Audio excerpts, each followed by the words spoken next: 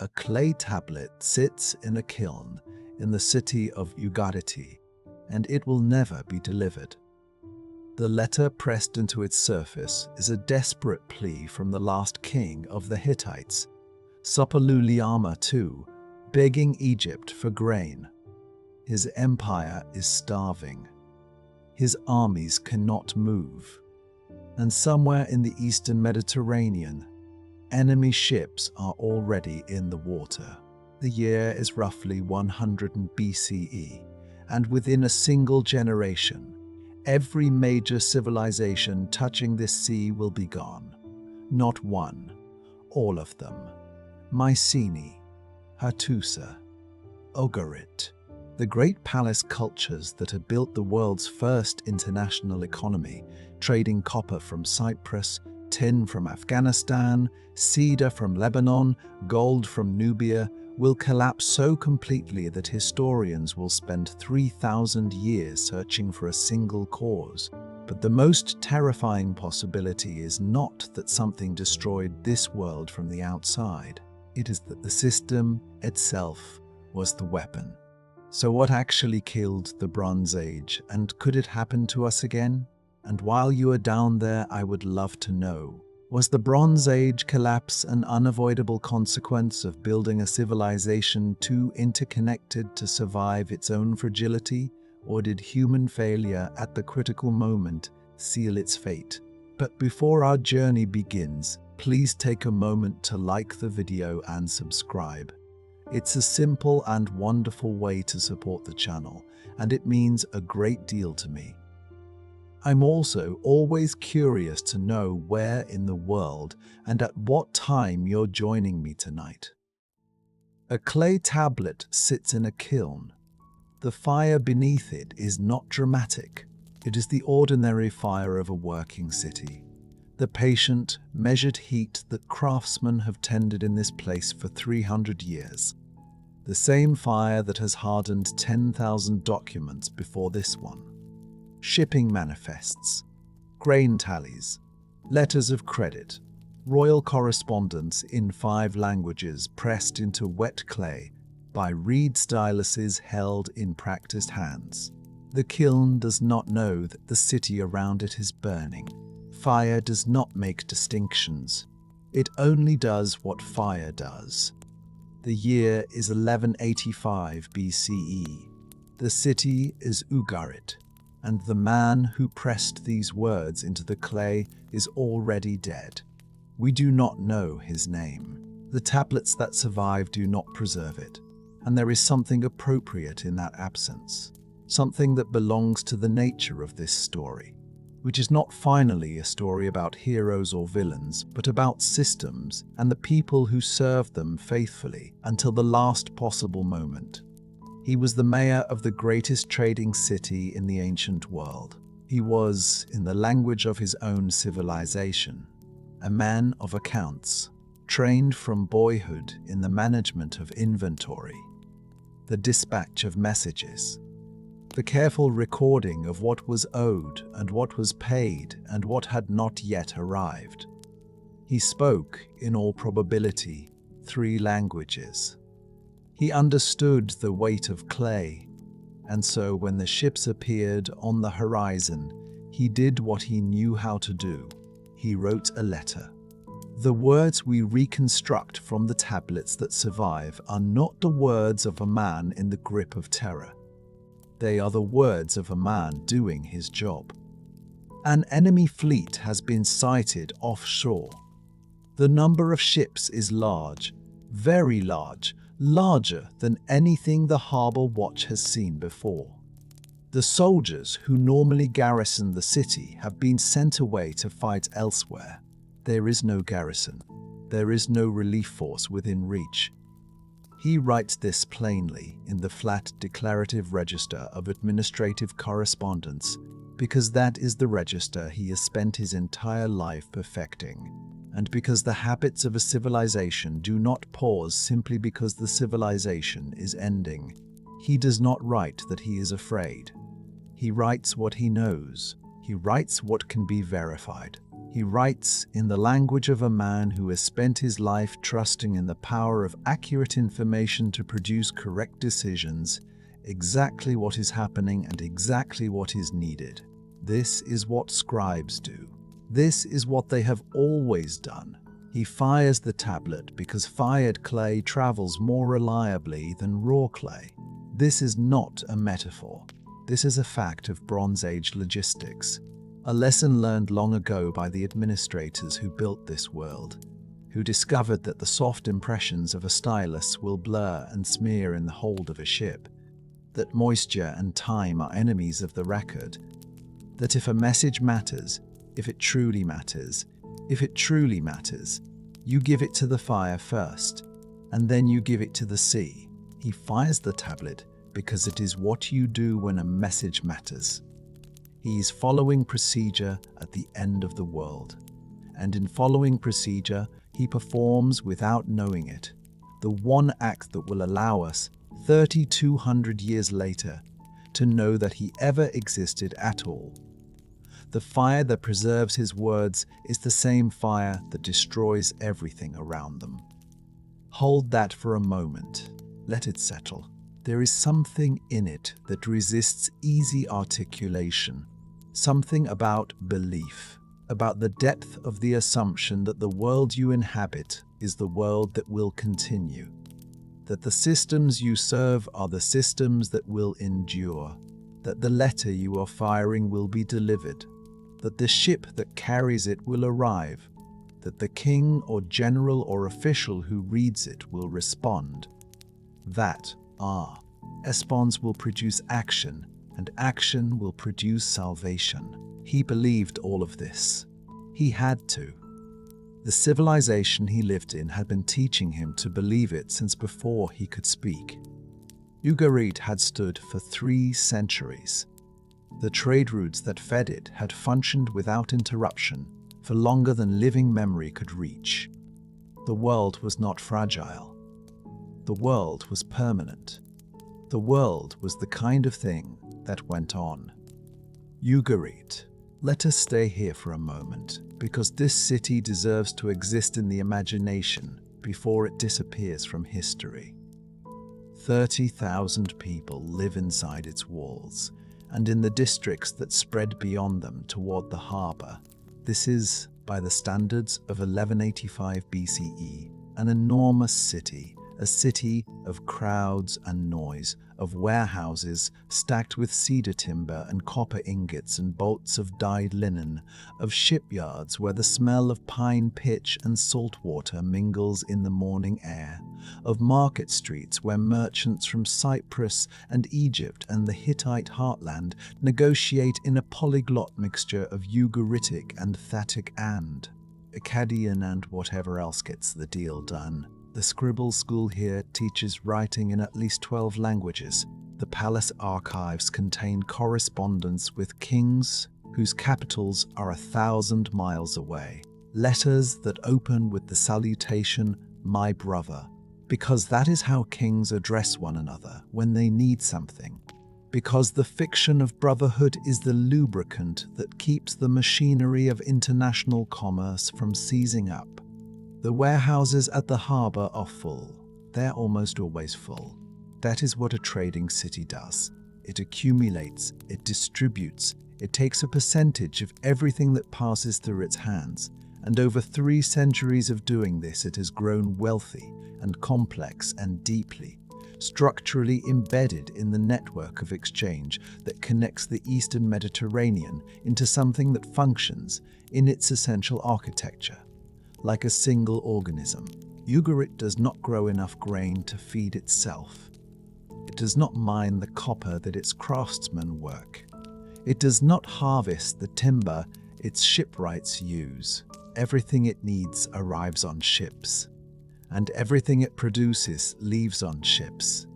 And the ships keep arriving, and the ships keep leaving, and the system sustains itself through the daily miracle of mutual dependence.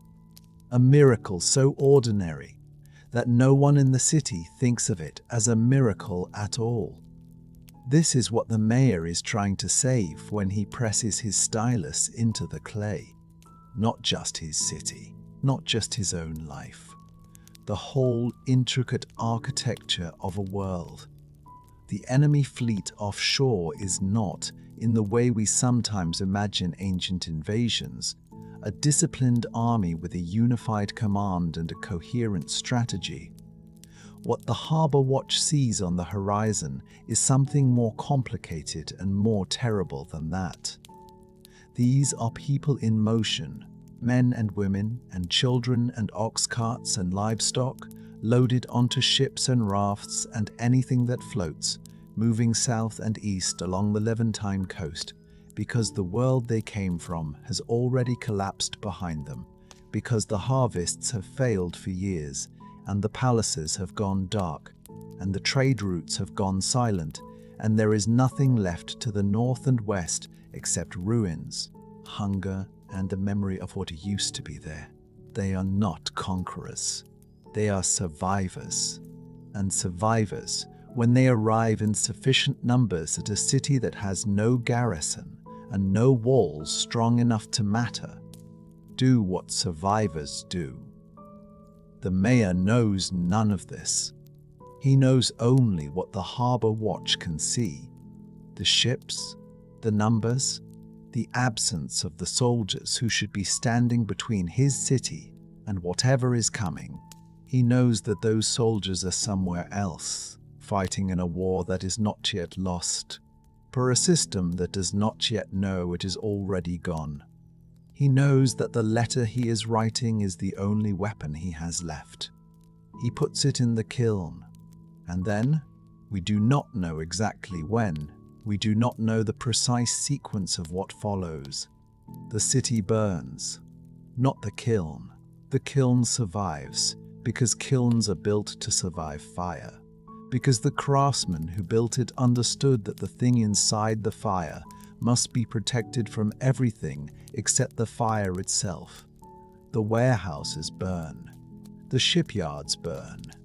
The scribal school, with its archive of 12 languages, burns.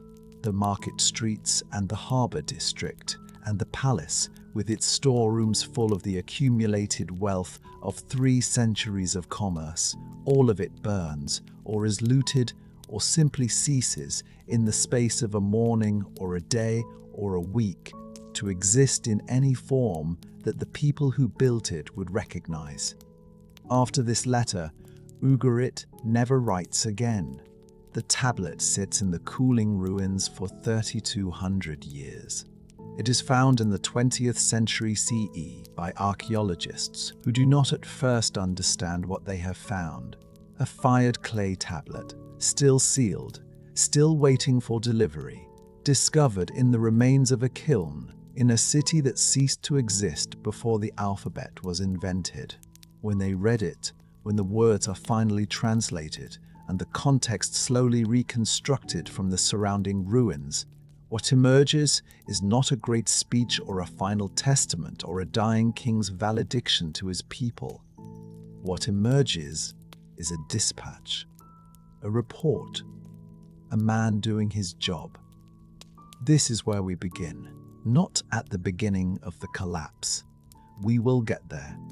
We will trace the long, slow accumulation of pressures and fractures that made this morning possible. We will follow the drought across the Aegean and the grain ships that stopped arriving and the palace scribes at Pylos writing their increasingly desperate rationing orders in a script that no one alive today could read until a British Archie tech deciphered it in the 1950s. We will get to all of it. But we begin here, in the cooling ash of a kiln in a city that no longer exists, with a letter that was never delivered, written by a man whose name we do not know, in a hand trained by civilization that believed, with every reason available to it, that it was permanent. If there were a camera, it would hold on the kiln, on the tablet inside it, on the words baked into permanence by the fire that ended everything. One man, one letter, one city, one morning. This is the most sophisticated world that has ever existed. It has taken 500 years to build. Every grain shipment, every copper ingot, every lapis lazuli bead pressed into Aegean clay has been a thread in a fabric of such complexity and such beauty that the people who live inside it cannot see its edges, cannot imagine, even in their darkest counsels, that it has edges at all. They are about to find out what lies beyond them. The morning begins, as it always begins, with the harbour. Stand here for a moment. Stand on the dock at Ugarit in the last years before everything ends and simply watch. The sun is barely above the water, and already the quay is alive with a particular organized chaos of a civilization that has learned over 5 centuries exactly how to move the world's goods from one end of the world to the other. Stevedores call out to one another in 3 languages simultaneously. A scribe sits cross-legged on a bale of cedar wood, his stylus moving across wet clay with the practiced speed of a man who has done this 10,000 times. He is recording a cargo manifest. The cargo beside him contains things that should not, by any logic of geography, exist in the same place at the same time. And yet here they are, stacked on the salt-bleached timber of this Syrian dock in the grey-gold light of morning, as ordinary and unremarkable as bread. There is copper, ox-hide ingots, each one shaped like a stretched animal skin, each one weighing roughly 29 kilograms, stacked 4 deep along the dock's edge. They have come from Cyprus, from the great smelting operations on the island's eastern coast, where the ore is dug from the red earth and refined in furnaces that burn day and night. The word for copper in Greek will eventually derive from the name of that island, Kypros, Cyprus. The island and the metal are, in the minds of the people who use them, inseparable. The copper is already spoken for. It will move inland, west and north, to workshops where it will be combined with something it has never touched in nature. The tin arrives from the opposite direction. It has crossed the Hindu Kush. It has traveled by caravan through the high passes of Afghanistan and down through the river valleys of Mesopotamia, moving west through trading posts and relay stations across 2,000 miles of mountain and desert, passing through the hands of a dozen different merchants who each speak different languages and worship different gods and have never met one another, and yet whose collective FORT produces this moment. This stack of tin ingots on a Syrian dock, waiting to be married to copper from an island they have never seen. Together, copper and tin become bronze. Together, they become the material foundation of every army, every navy, every palace, every tool, every weapon, every hinge and rivet and fitting in the known world. Apart, they are useful. Together, they are civilization itself. And they are never found in the same place. They can only arrive together through the sustained, deliberate, enormously complex cooperation of people separated by 3,000 miles of sea and desert and mountain, people who have built, over generations, enough trust in one another to make that cooperation possible. This is what is standing on the dock at Ugarit. Not just cargo, trust, made physical. The scribes who record these transactions are among the most educated people on earth. They write in Akkadian, the diplomatic language of the age, but they also write in Ugaritic, in Hurrian, in Sumerian, in Hittite, in Egyptian hieratic, in the strange syllabic script the Mycenaeans use.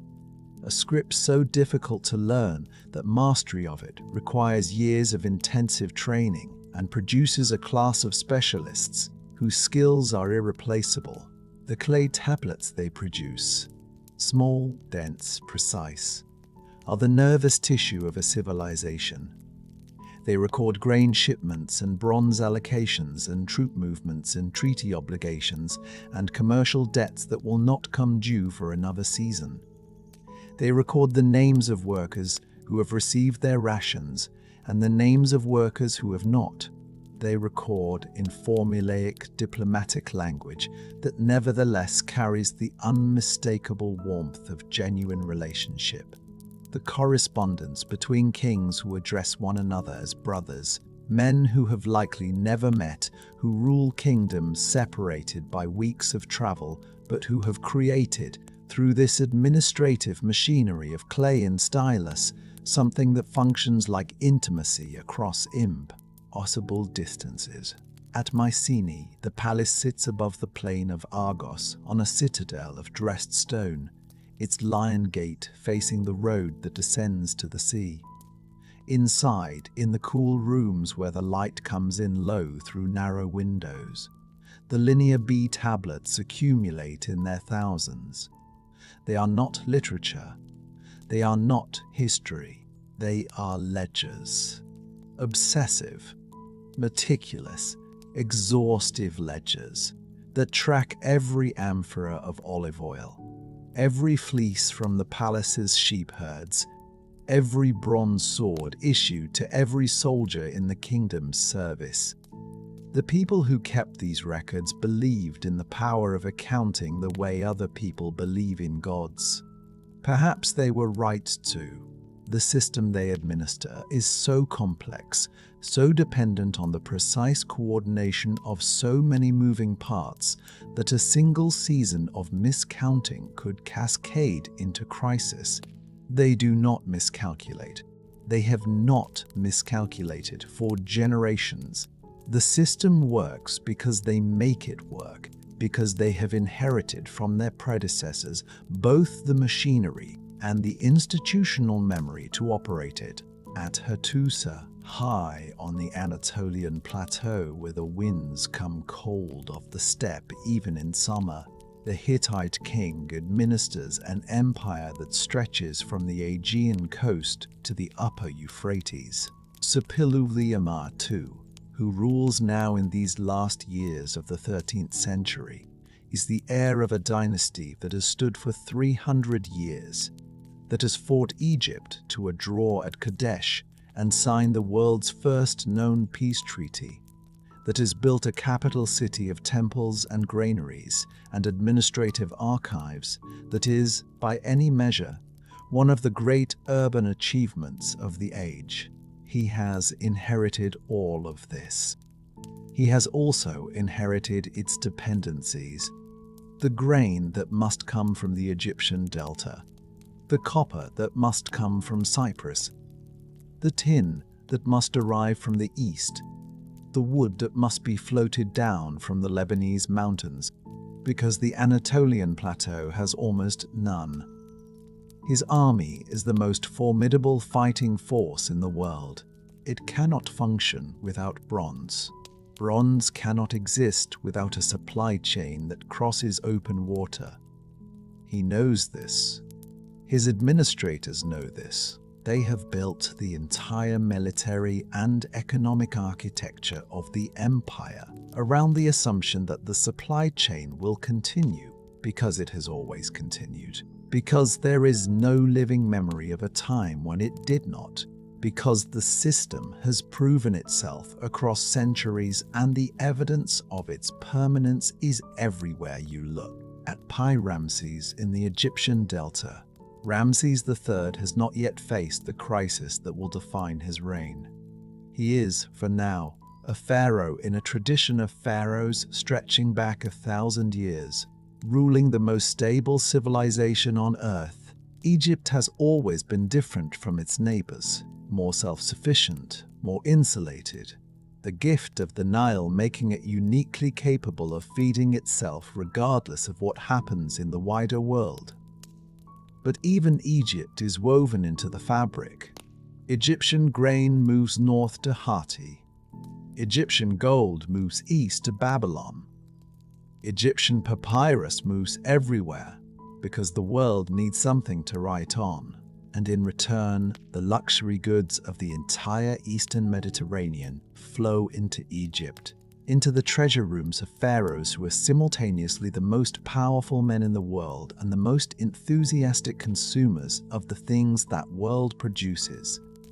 The interconnection is mutual. It is always mutual. That is the point. Consider what this means. A craftsman in a Canaanite workshop, a man who has spent his life learning the precise ratios of heat and alloy that produce the best bronze, receives raw materials from two mines that are 4,000 miles apart from each other, transported to him by a system of maritime and overland trade so elaborate that no single person understands all of it.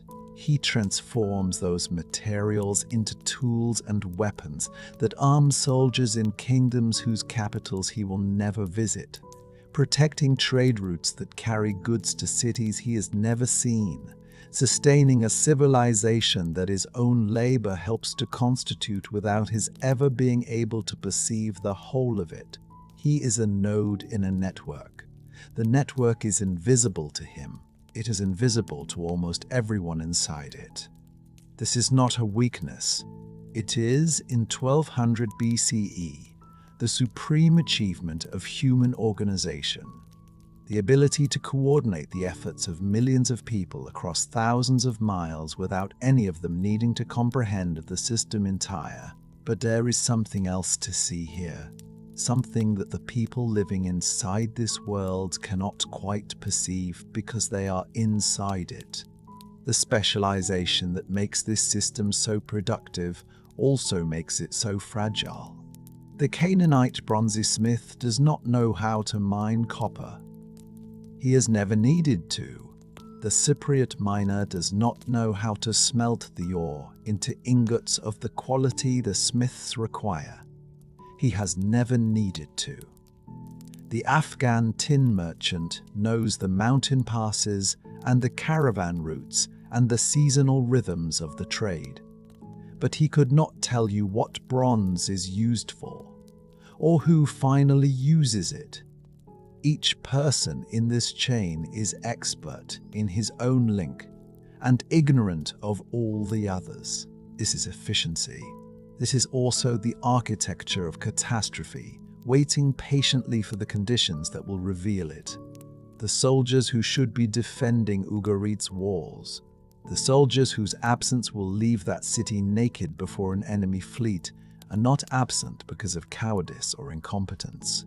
They are absent because a military system this sophisticated requires constant resource flows to function, and those flows are beginning, even now, even in this moment of apparent normalcy, to show the first signs of strain. The palace administrators are managing it. They are writing it down. They are adjusting allocations and rerouting supplies, and making the thousand small compensations that experienced administrators make when a complex system begins to show stress.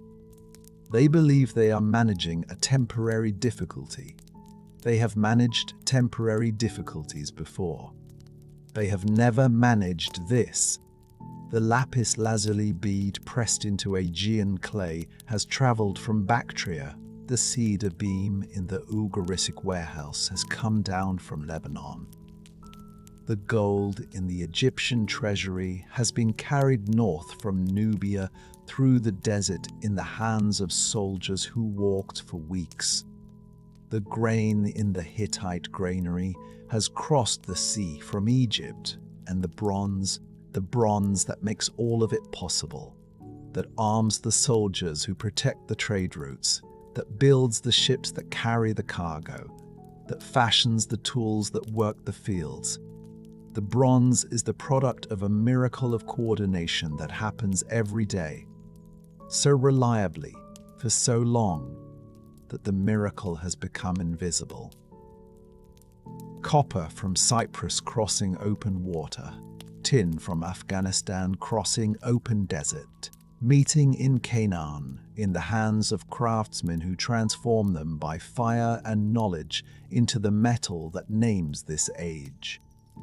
This world has taken 500 years to build.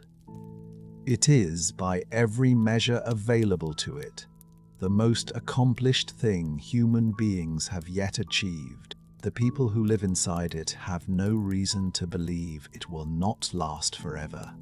And that confidence, that absolute faith in the permanence of complexity, is the most dangerous thing about it.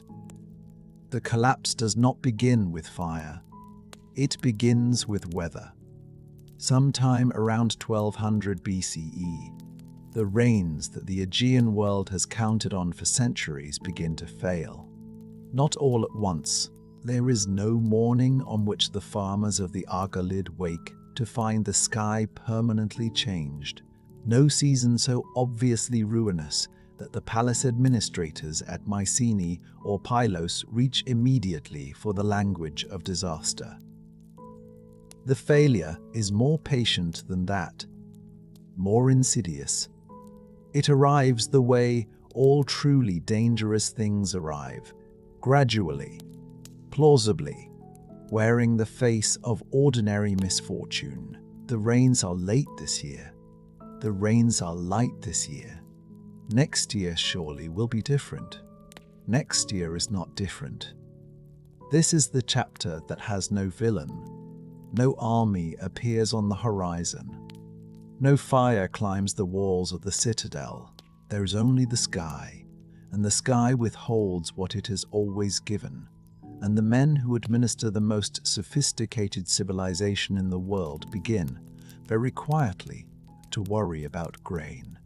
The palace at Pylos sits on a promontory above the southwestern Peloponnese, and it is, by any standard of its age, a marvel of administrative precision. Its scribes write in Linear B, a syllabic script used across the Mycenaean world to track the movement of goods, the allocation of labor, the distribution of rations, and they write constantly, obsessively, in the manner of bureaucracies everywhere that believe the act of recording a problem is a step towards solving it. The tablets they produce are not literature. They are not history.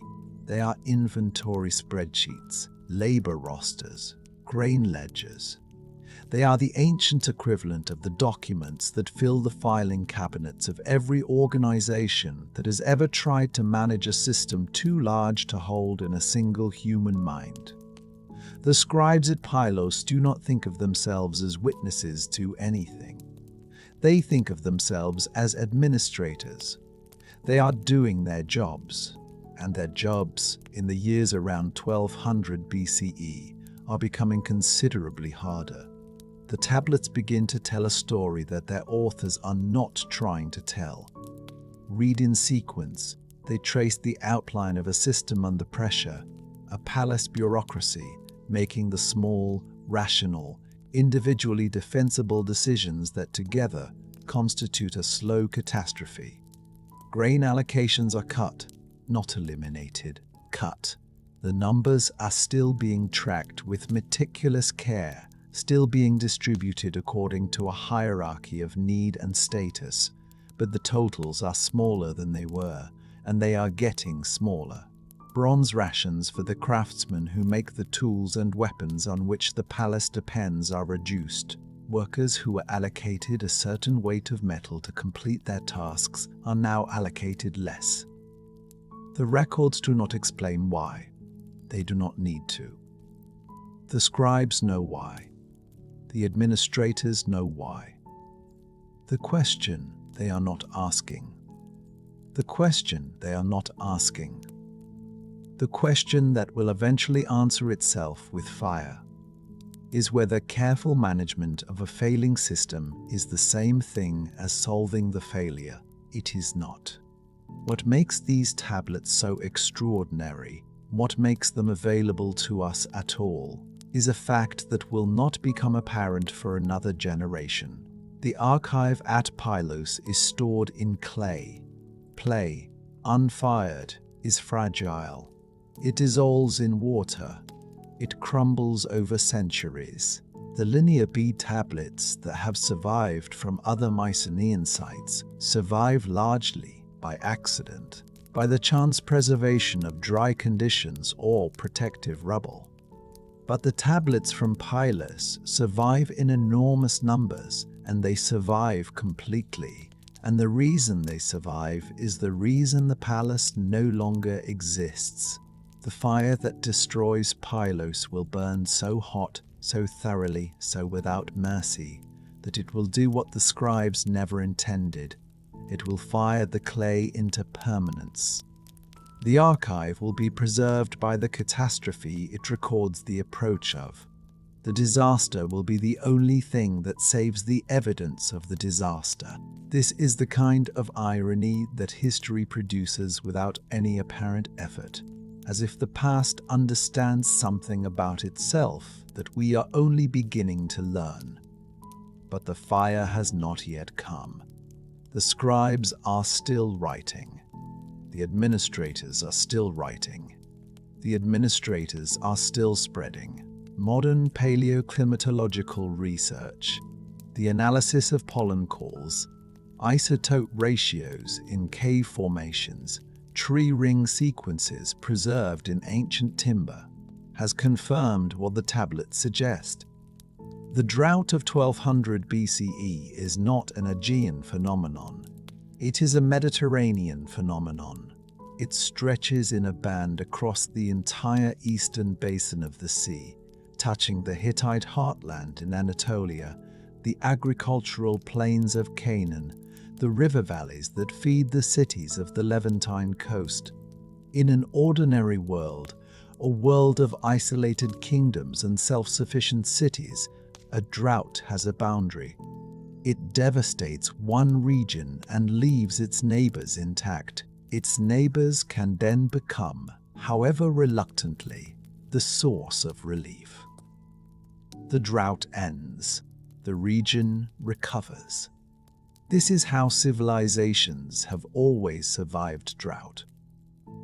This is how they have always survived almost everything.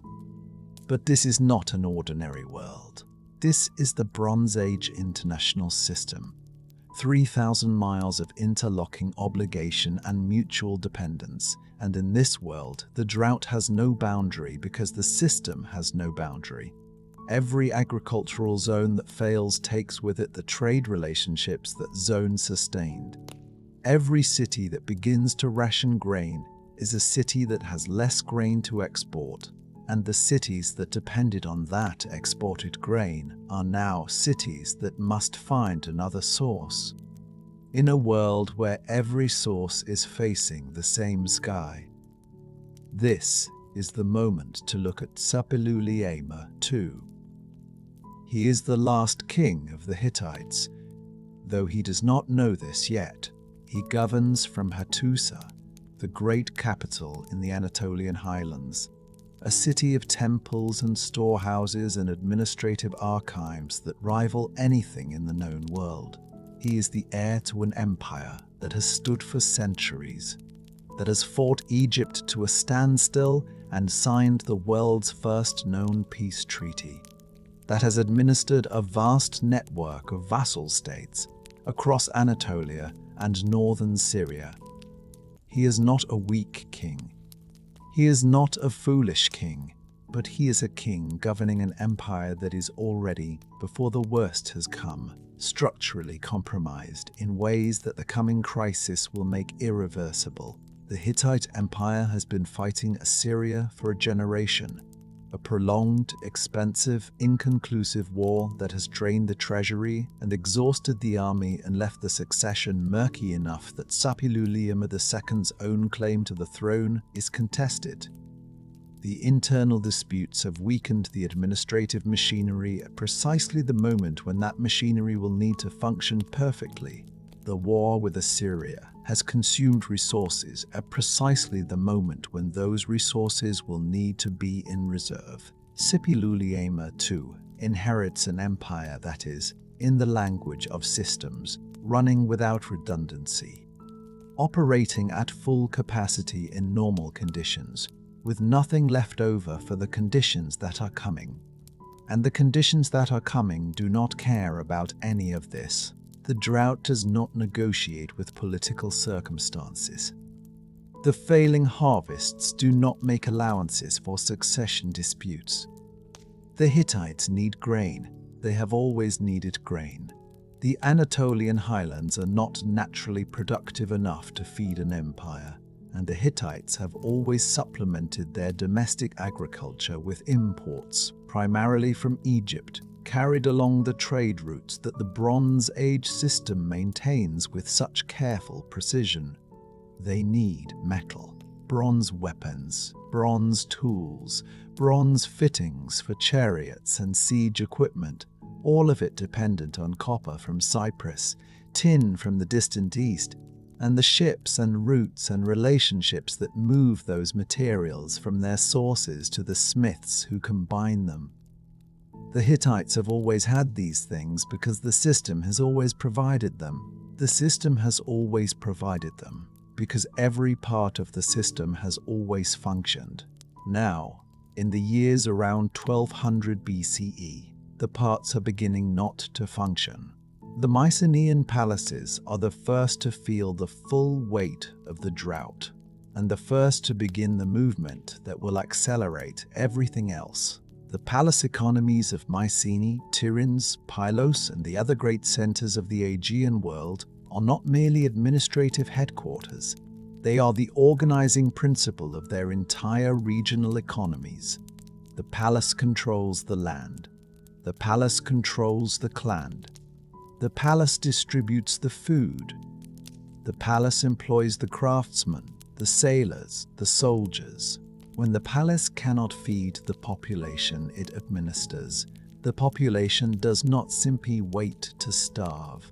It moves. This movement, gradual at first, then accelerating, then unstoppable, is the first domino. It is not violent yet. It is not yet the sea peoples, those desperate migrations that will eventually sweep down the Levantine coast like a tide. It is simply people going where they believe there is food, abandoning the system that can no longer sustain them, becoming, in their movement, a disruption to every other part of the system they pass through. The sea lanes of the Eastern Mediterranean are not merely routes for trade. They are the circulatory system of the Bronze Age world, and they depend on stability, stable ports, stable political relationships, stable expectations about who will be where and what they will need and what they will offer. When populations begin to move unpredictably, when the familiar ports become unfamiliar, when the ships that carry copper from Cyprus to the smelters of Canaan begin to find their routes complicated by the movement of desperate people, the trade does not simply slow, it becomes uncertain. And in a system this tightly integrated, uncertainty is almost as damaging as failure. Cyprus feels this first. The island sits at the center of the Bronze Age world's most critical supply chain. The copper that flows from its mines is the metal on which the entire system depends, and the grain that flows in to feed its miners is the sustenance on which Cyprus depends. When the sea lanes become uncertain, Cyprus depends. When the sea lanes become uncertain, Cyprus cannot reliably export what it needs. When Cyprus falters, the copper stops moving. When the copper stops moving, the Hittites cannot arm their soldiers. When the Hittites cannot arm their soldiers, the vassal states along the Levantine coast begin to calculate their own survival without reference to Hittite protection. When the vassal states begin to calculate their own survival, the trade routes that ran through them become contested, then dangerous, then closed. Each broken link breaks two more. The system does not weaken gradually, the way a sick man weakens, visibly, measurably, with time enough to summon a physician and make arrangements. It unravels, the way a net unravels when you cut a single cord at the center. The tension that held every other cord in place is suddenly redistributed, suddenly wrong, and the net that was whole a moment ago is coming apart faster than any hand can move to catch it. The administrators at Pylos do not know this. They cannot know this. They sit in their palace above the Peloponnese, and they write their rationing orders in the careful, bureaucratic hand of people who believe that if they track the numbers closely enough, the numbers will improve. They cut the grain allocations and record the cutting. They reduce the bronze rations and record the reduction. They manage and adjust and redistribute and record. Because this is what administrators do. Because this is what the system asks of them. Because the system has always, eventually, corrected itself. They do not yet know that the crisis is the system itself. They do not yet know that the tablets they are writing will be read by strangers 4,000 years from now, in a world those strangers built on the ruins of everything these administrators believed was permanent. They do not know that the only reason those strangers will be able to read these words is that the palace above them will soon burn with a heat so absolute, so final, that it will turn their careful records into something that cannot be destroyed. They are writing in clay.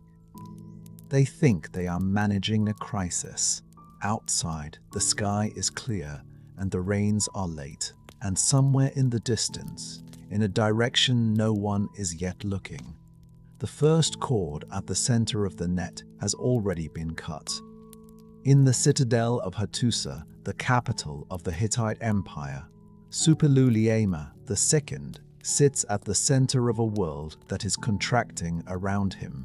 He is the last king of the greatest land empire in the ancient Near East, and he is writing letters. This is what power looks like in 1200 BCE. Not the sword alone, not the chariot. Power looks like a man who knows the names of distant kings, who knows the correct honorifics, who understands that the grammar of diplomacy is itself a form of force, that the phrase, "my brother the great king," carries weight that no army can manufacture, because it places two men inside a shared ceremonial world where certain obligations are sacred and certain requests cannot be refused. Suppiluliuma knows this grammar the way a musician knows scales. He has been trained in it since before he held a weapon. He writes with the fluency of a man who has always understood that language.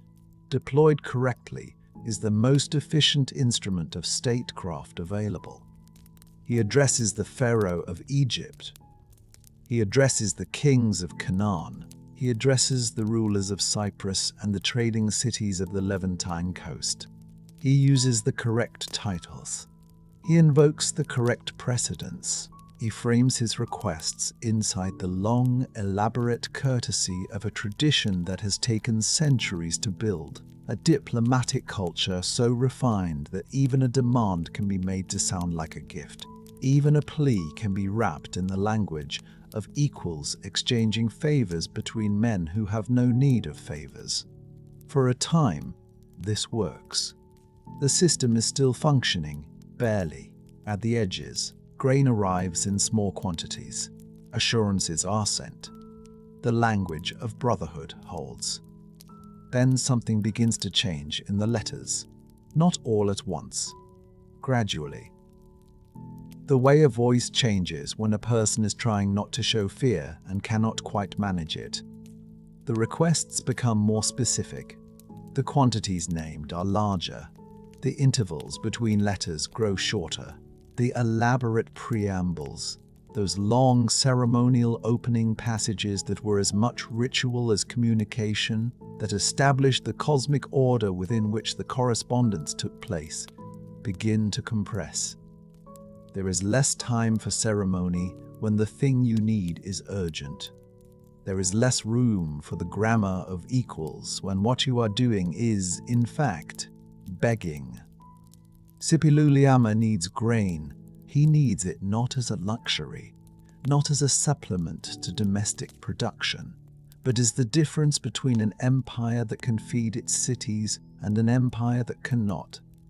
The Hittite heartland in the high Anatolian plateau has always been marginal agricultural territory.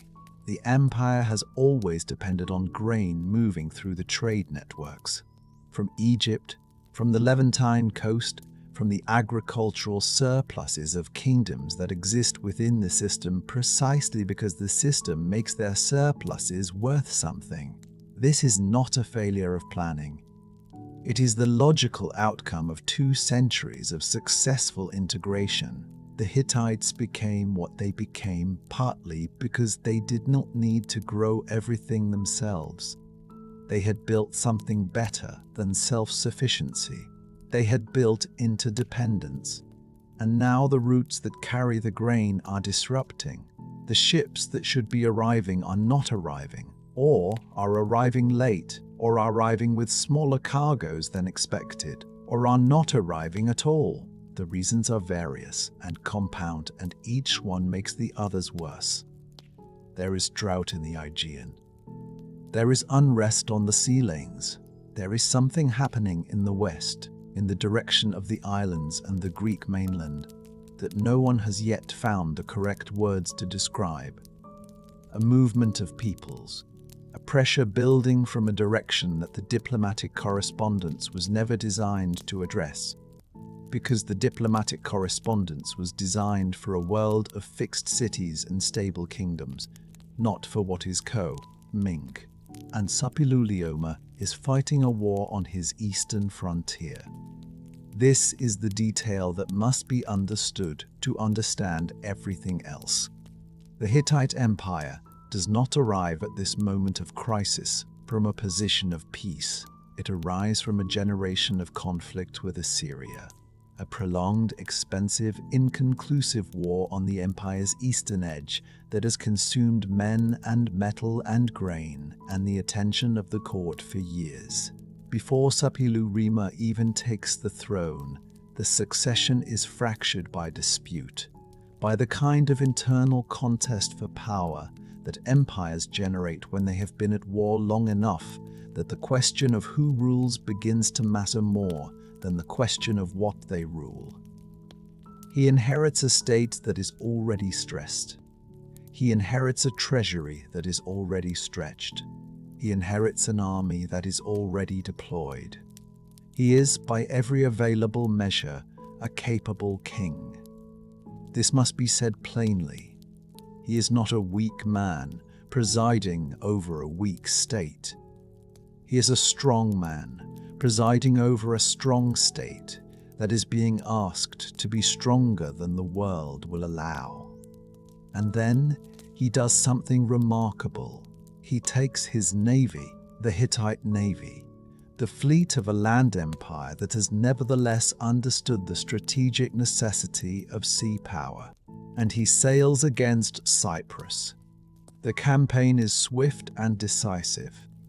The Hittite forces take the island. Sapilulima's inscriptions record the victory in the confident, formal language of triumph, the language that kings use when things have gone according to plan, when the military machine has performed as it was designed to perform. And it has. The Hittite military machine is still working. The soldiers still move when ordered. The ships still sail when launched. The tactics still succeed when applied. Sapilunima has demonstrated in the clearest possible terms that the empire he commands has not yet lost the capacity to project force across open water. Let that sit for a moment. Let the flags fly and the inscriptions ring. And then understand what the victory does not do.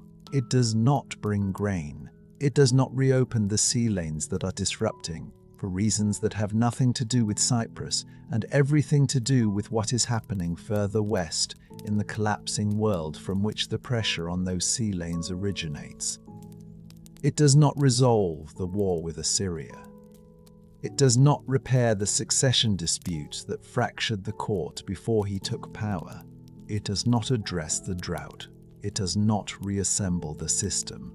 You cannot occupy a system. You cannot defeat a supply chain failure with a fleet. The military logic that wins battles operates in a different register entirely from the economic logic that moves grain from surplus regions to deficit regions across 3,000 miles of interconnected obligation. Sapilioma understands military logic with the mastery of a man who has spent his life inside it. But the thing that is killing his empire is not a military problem. It has the shape of one, sometimes. The sea peoples moving south and east through the Aegean and down the Levantine coast look like an enemy that can be engaged and defeated. Ramses will engage and defeat them, and it will save Egypt and change nothing else. The thing underneath the movement of peoples, the drought, the broken routes, the cascading failures of an interconnected system losing its connections one by one. That thing does not have a body. It does not have a camp that can be burned, or a king that can be captured. Sipiluliuma writes more letters. He asks for grain. He asks for ships. He describes, in the formal language that is slowly losing its formality, a situation that the language was not built to describe. The Bronze Age diplomatic tradition has words for alliance and tribute, and brotherhood and war.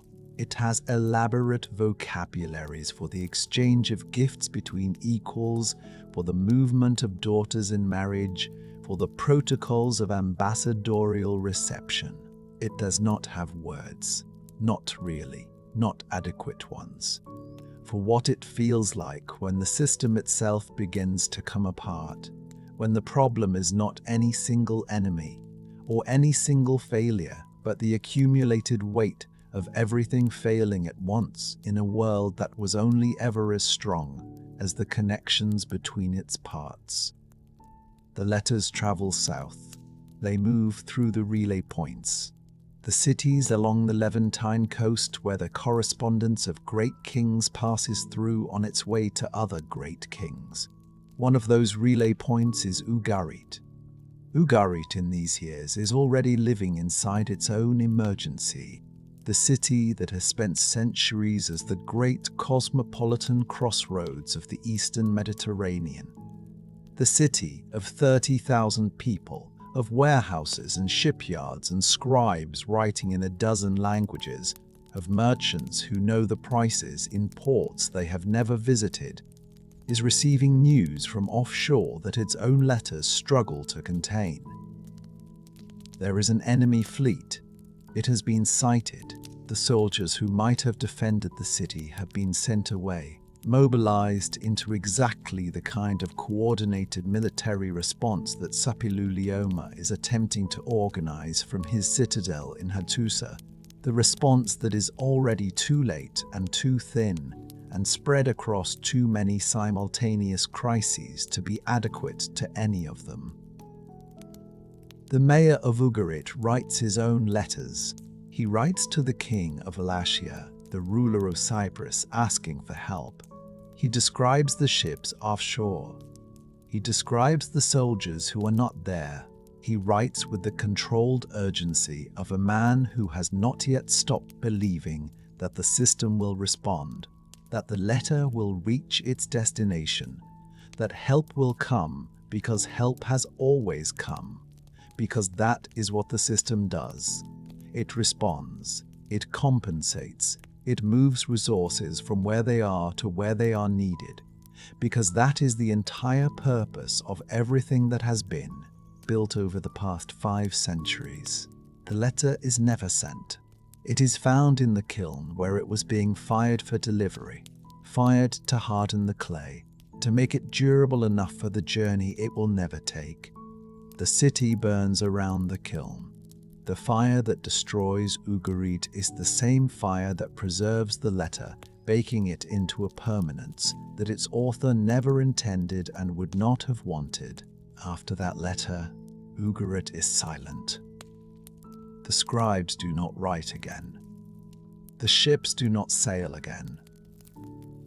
the warehouses that held the accumulated goods of 3,000 miles of trade stand empty, and then they do not stand at all. Sopiluliama's letters, traveling south through a city that is already burning, addressed to a system that is already failing, sealed with the authority of the last Hittite king.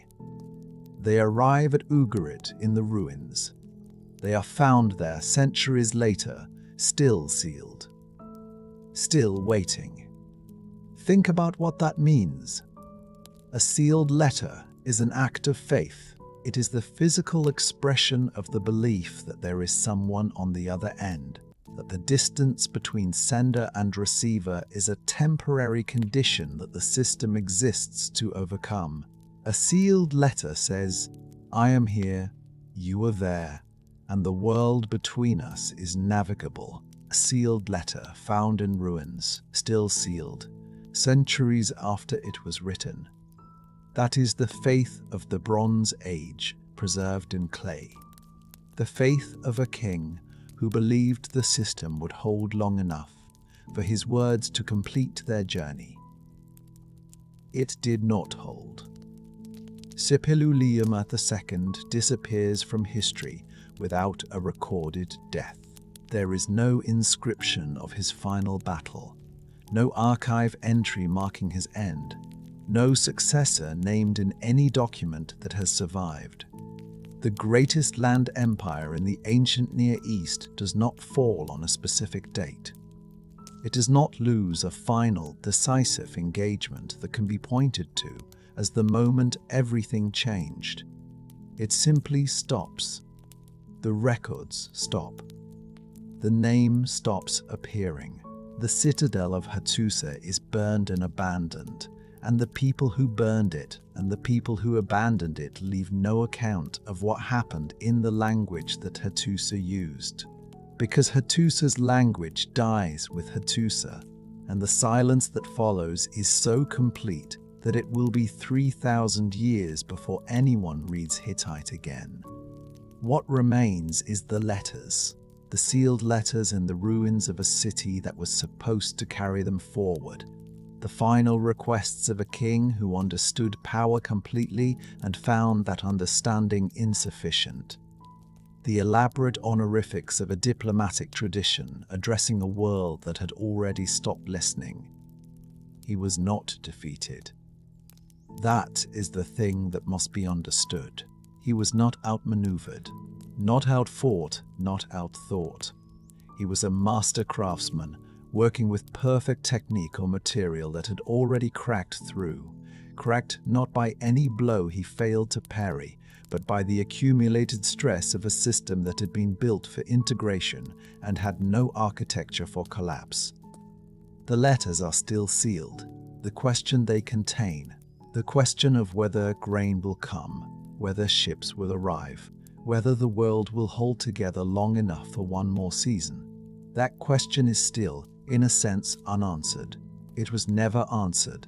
The reply that never came is not a silence of refusal. It is the silence of a system that no longer had the capacity to reply.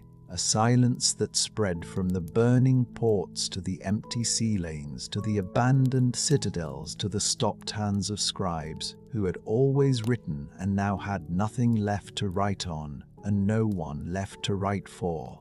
Sapiluliama II ends not with a battle cry but with a question, sealed in clay, waiting in the rubble of a city that was already ash when his words arrived.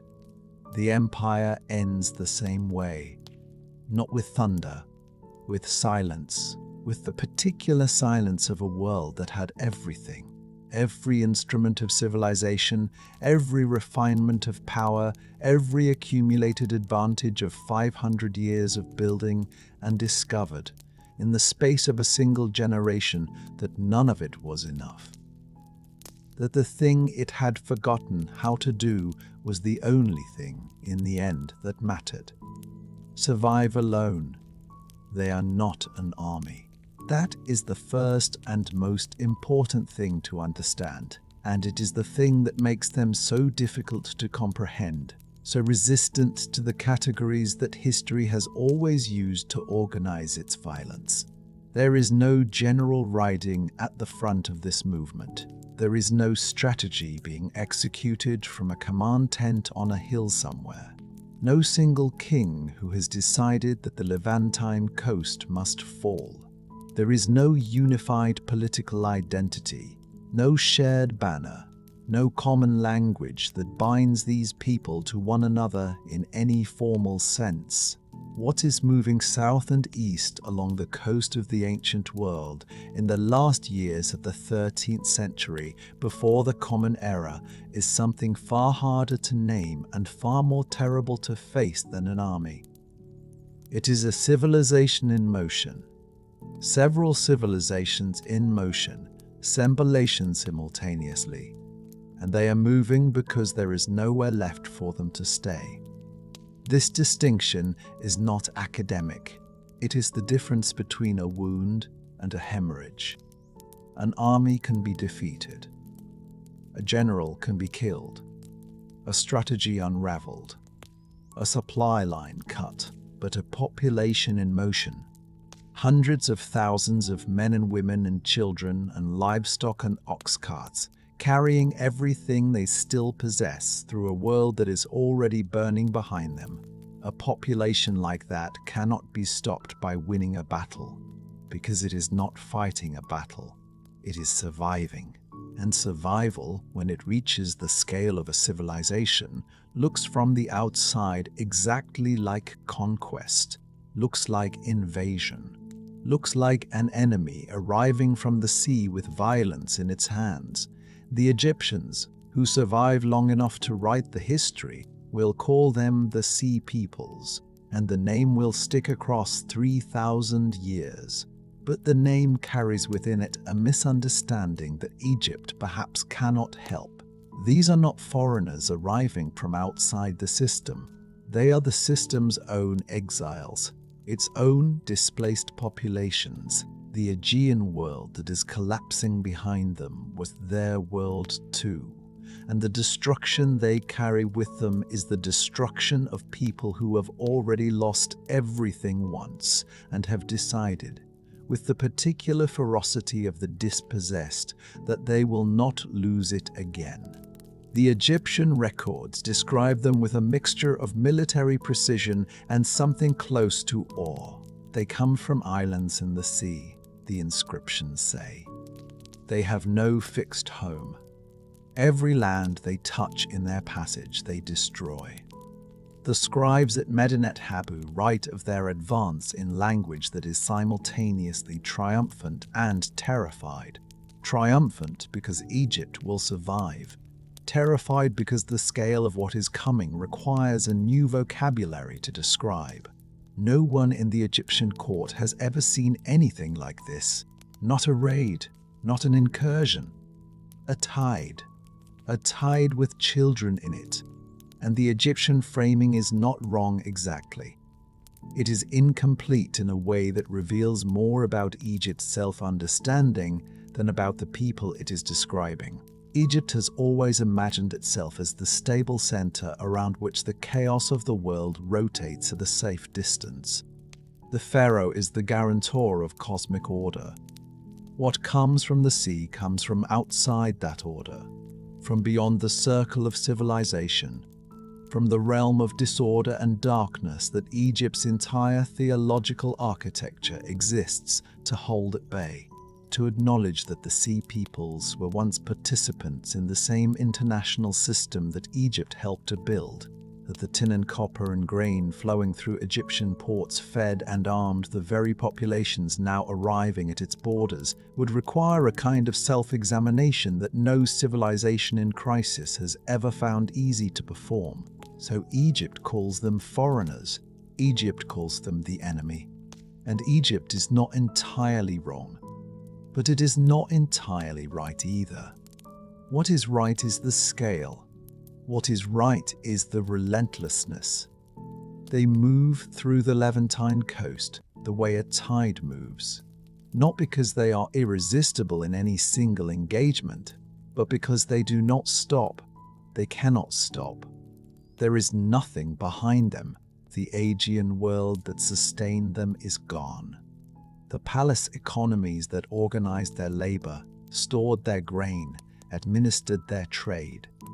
Those palaces are dark now, their administrative hierarchies dissolved, their records abandoned in storerooms that will not be opened again for 3,000 years. The people who once lived within those systems have been released from them with violence, released into a landscape of failed harvests and disrupted trade routes and collapsing political authority, and they are doing the only thing that remains to be done.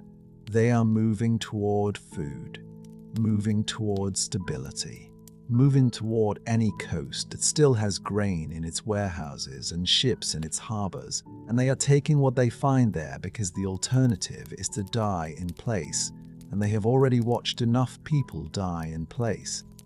Ugarit sees them coming, the city on the Syrian coast, 30,000 people, 3 centuries of accumulated international commerce, warehouses and shipyards in cuneiform archives in a dozen languages.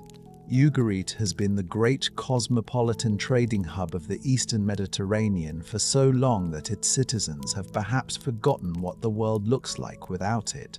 Ships from Egypt and Cyprus and Mycenae crowd its harbor.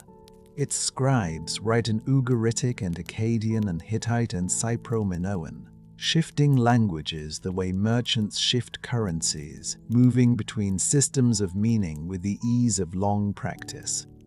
Its markets carry lapis lazuli from Bactria and tin from Afghanistan, and gold from Nubia and cedar from Lebanon.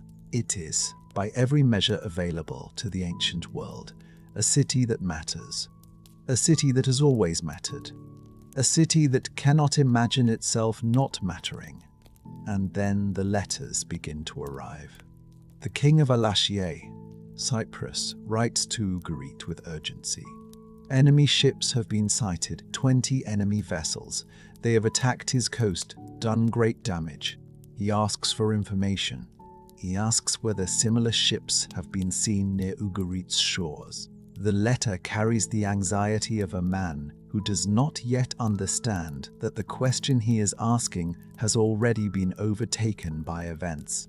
There is a letter from the Hittite viceroy at Carchemish pressing Ugarit for military assistance. There is a letter from the king of Alashier again, this time more desperate. The ships are back. There are more of them. They are not raiding. They are not leaving. And then there is the mayor's letter, found in a kiln, found in the kiln where it was being fired for delivery, hardened for the road, made durable for the messenger who would carry it to wherever it needed to go. The city is being attacked by sea, the letter says. The soldiers have been sent away to fight elsewhere. There are no troops left to defend the walls. The enemy fleet has been sighted offshore. The city has no defense. The mayor asks for help. The mayor asks urgently, desperately, in the clipped syntax of a man writing while the horizon fills with sails. The letter is never sent. It is found in the kiln where it was waiting, fired into permanence by the very destruction it describes. The fire that the mayor was writing about is the same fire that preserved his words across 3,000 years, and there is in this fact a kind of terrible irony that resists any attempt to soften it. The city burns. The kiln preserves the record of its burning.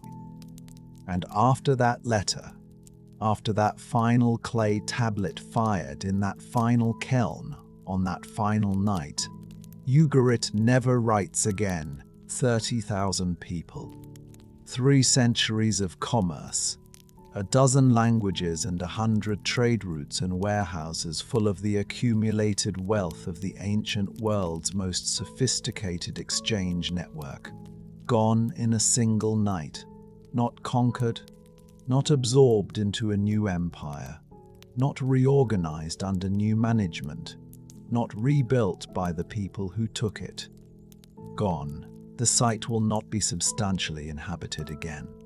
The trade routes that ran through it will not be reconstructed. The scribes who wrote in its archives will not find new employers in new cities and continue their work under different names. They simply stop. Ugarit stops.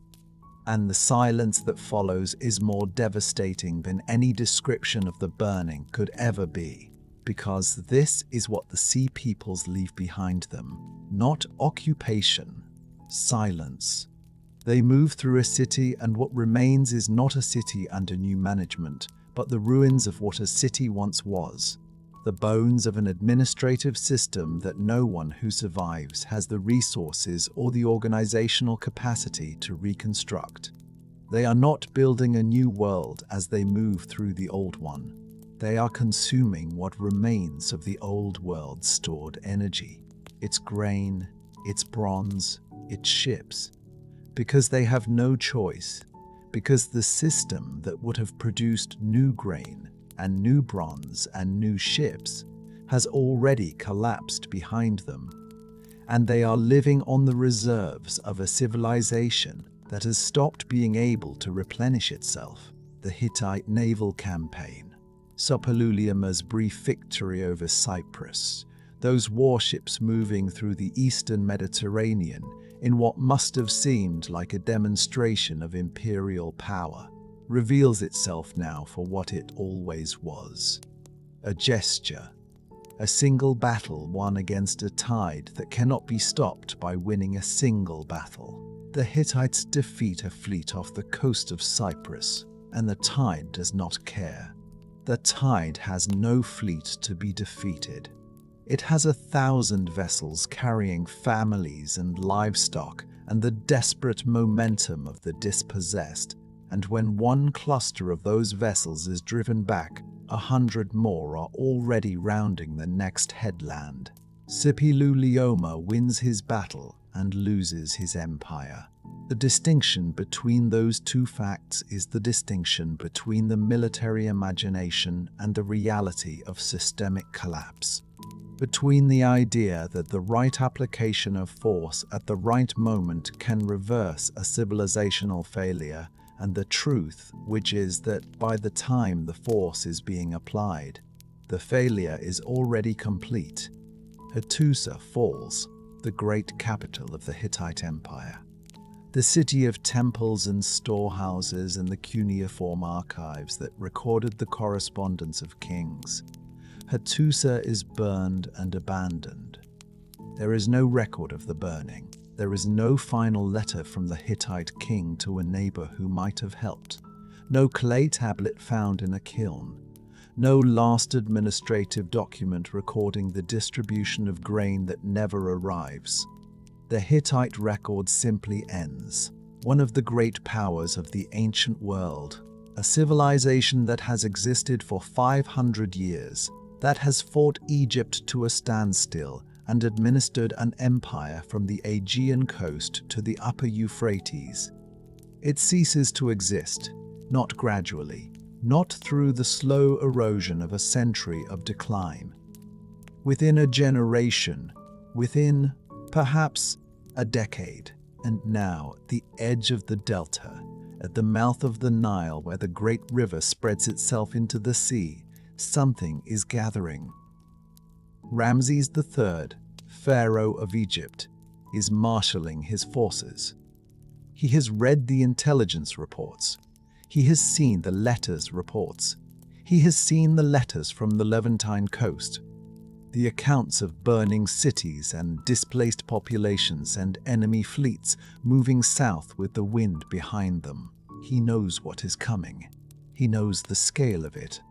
And he is doing the only thing left to be done, organizing the last major military response of the Bronze Age world, preparing to meet the tide at the one point where the geography offers a chance of holding it. The ships are being readied.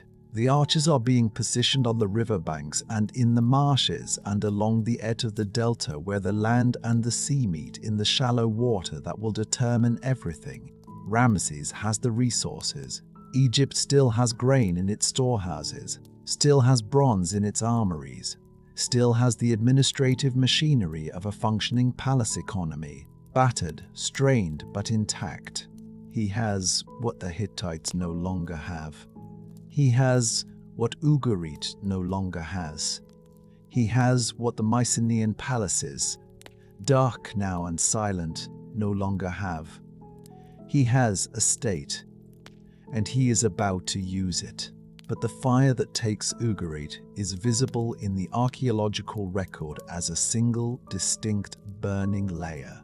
A line of ash and charcoal that separates the world before from the world after, with the finality of a full stop at the end of a sentence. Below the line, warehouses, archives, shipyards, the accumulated material of 3 centuries of international commerce. Above the line, silence. The silence above that line spreads south along the coast like a stain. City by city, the reports stop coming. The diplomatic pouches that once moved between capitals with the regularity of tides, carrying grain tallies and marriage proposals, and the careful courtesies of kings who called each other brother, those pouches no longer arrive. The roads that carried them are still there. The roads will outlast almost everything, but the men who walked them are gone, and the cities that sent them are gone, and the world that made such correspondence necessary has dissolved into something that has not yet found its name. Ramses III knows. He has known for years. He sits in his palace at Thebes, the most powerful man in the surviving world, and he reads the dispatches that still reach him. Fewer now and stranger, each one a small obituary for something that was supposed to be permanent: the Hittite Empire. Egypt's great rival and necessary counterpart for 2 centuries, the empire that fought Egypt to a standstill at Kadesh, and then signed the world's first recorded peace treaty. The empire that balanced the Eastern Mediterranean the way a counterweight balances a scale. That empire is sending no more dispatches. Its cities have gone quiet. Its king, Suppiluliuma II, has vanished from the record as completely as if he were erased. The letters he sent, increasingly desperate, asking for grain, asking for ships, describing a world coming apart at its seams. Those letters arrived at ports that were already burning. They were never answered. They were found centuries later in the ruins of cities that no longer existed, still sealed, still waiting. Ramses reads all of this. He is not a man given to paralysis. He is a pharaoh of the 20th dynasty, heir to 3,000 years of institutional memory, commanding an administrative apparatus of extraordinary sophistication, and he understands with the clarity of a man who has spent his life governing a complex system exactly what the collapse of every other complex system around him means for his own. He does not wait, he prepares. The preparations are remarkable. They deserve to be described without irony, without the condescension of retrospect, because they represent something genuinely extraordinary. The full organizational capacity of a civilization that is still functioning, turned with precision and intelligence toward a threat that is unlike anything in its recorded experience. Ramses fortifies the mouths of the Nile. He stations troops along the riverbanks in formations designed to fire into a fleet attempting to force the delta. He assembles his own warships and positions them across the river mouth in a line that will allow his archers to fire from 2 directions simultaneously, from the banks and from the rigging, catching any enemy fleet in a crossfire from which there is no retreat and no advance. He coordinates infantry and naval forces in a combined engagement that his military commanders have clearly thought through with care. He requisitions grain from the interior. He calls up soldiers from the garrisons of the south. He does everything a functioning empire can do, and he does it well. And then he waits. The Sea Peoples arrive at the Nile Delta sometime around 1177 BCE. They come by land and by sea simultaneously, the land forces moving south along the Levantine coast with their ox carts and their livestock and their families. A civilization in motion rather than an army on a campaign, and the sea forces massing offshore in numbers that the Egyptian scribes will describe in terms of awe. These are not raiders. They are not a disciplined military force with a unified command structure and a coherent strategic objective. They are something more difficult to fight than that. They are desperate. They are carrying everything they own. They have nowhere else to go.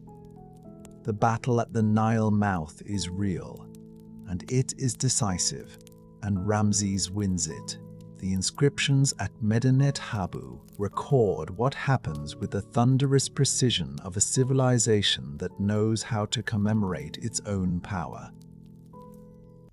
The mast ships crowding the river entrance, prow to prow, too many of them to maneuver, too pressed together to respond when the Egyptian archers open fire from the banks. The water filling with the dead, the enemy vessels overturned and sinking, the men in the water cut down before they can reach the shore. The land forces met by Egyptian infantry and turned back, the long columns of ox carts and livestock thrown into confusion and then into rout. The captured leaders brought before Ramses in chains, kneeling in the posture of submission that Egyptian art has been perfecting for 3,000 years. The pharaoh stands above them in the carved reliefs, larger than any other figure, composed and merciless, the eternal image of Egyptian order triumphing over foreign chaos. The inscriptions mean to record a moment of supreme power. They succeed. Standing before the walls of Medinet Habu, reading the carved hieroglyphs that describe the slaughter in the water and the chains on the captives, it is possible to feel the full weight of what Egypt can still accomplish when its administrative machinery is operating at capacity. This is not a desperate last stand. This is a functioning civilization defending itself with sophistication and force and winning. And then, slowly, the silence of everything that is not in the inscriptions begins to arrive. The inscriptions do not record the Hittite Empire because the Hittite Empire is not there to record. Hattusa, the great Hittite capital, has been burned and abandoned.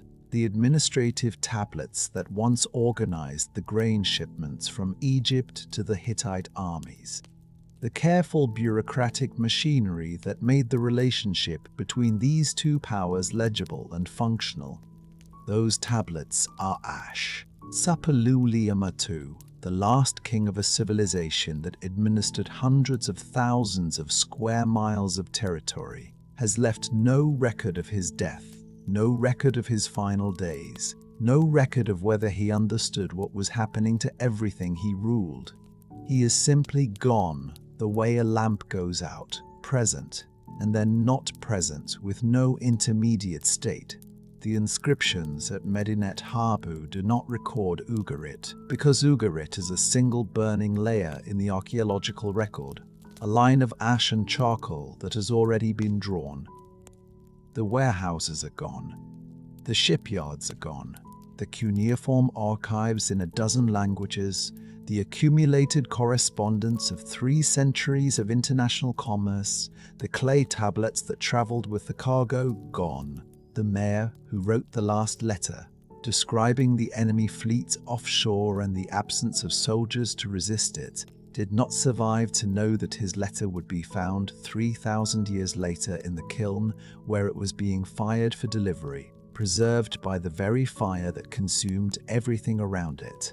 The inscriptions do not record the Mycenaean palaces, because the Mycenaean palaces have gone dark one by one, each burning in its turn, the linear B scribes who kept the rationing records and the bronze tallies, and the grain allocations no longer writing.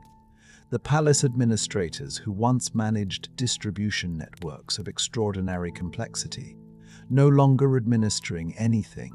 A palace at Pylos has burned so completely, so intensely, that its clay tablets have been accidentally fired into permanence, transformed by the destruction that was meant to erase them into objects that will survive 3,000 years and tell us everything about the world that burned. The tablets record the final desperate orders of a bureaucracy that knows it is about to cease to exist. More rowers to the coast, more watchers to the headlands. The rations cut again, and then the tablets stop, because the palace stops, because the fire comes, and the world that made such records necessary is over. What Ramses has won is real. Egypt will continue. The Nile will flood and recede in its ancient rhythm. The scribes will keep writing. The temples will keep rising.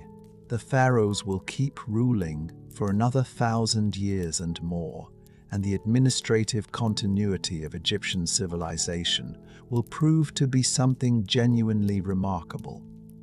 A deep institutional resilience that the palace economies of the Aegean and the Levant did not possess, or did not possess in sufficient measure when the test arrived. But the world those victories were meant to protect is gone. The copper ships from Cyprus are not coming. The tin caravans from the east are not coming. The cedar from Lebanon, the lapis lazuli from the mountains of Bactria, the grain exchanges and the bronze tallies and the diplomatic pouches carried by men who could navigate between 6 languages and 6 palace protocols. None of that is coming.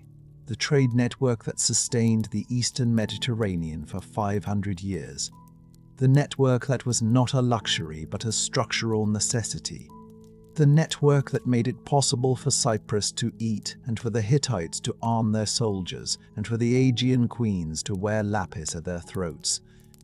That network is silent. The ships that once moved along it in such numbers that the sea lanes were as busy as roads, those ships have stopped sailing. The ports they sailed to and from are ash or emptiness. Ramses settles the surviving sea peoples along the Levantine coast. This is a practical decision, the kind of decision that a functioning administration makes when it has defeated an enemy it cannot simply destroy.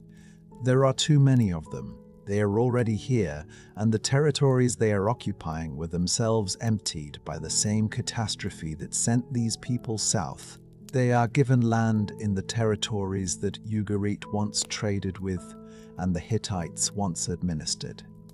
They are absorbed in the way that empires absorb what they cannot eliminate into the edges of the world that Egypt still controls. They will be known in the centuries that follow as the Philistines.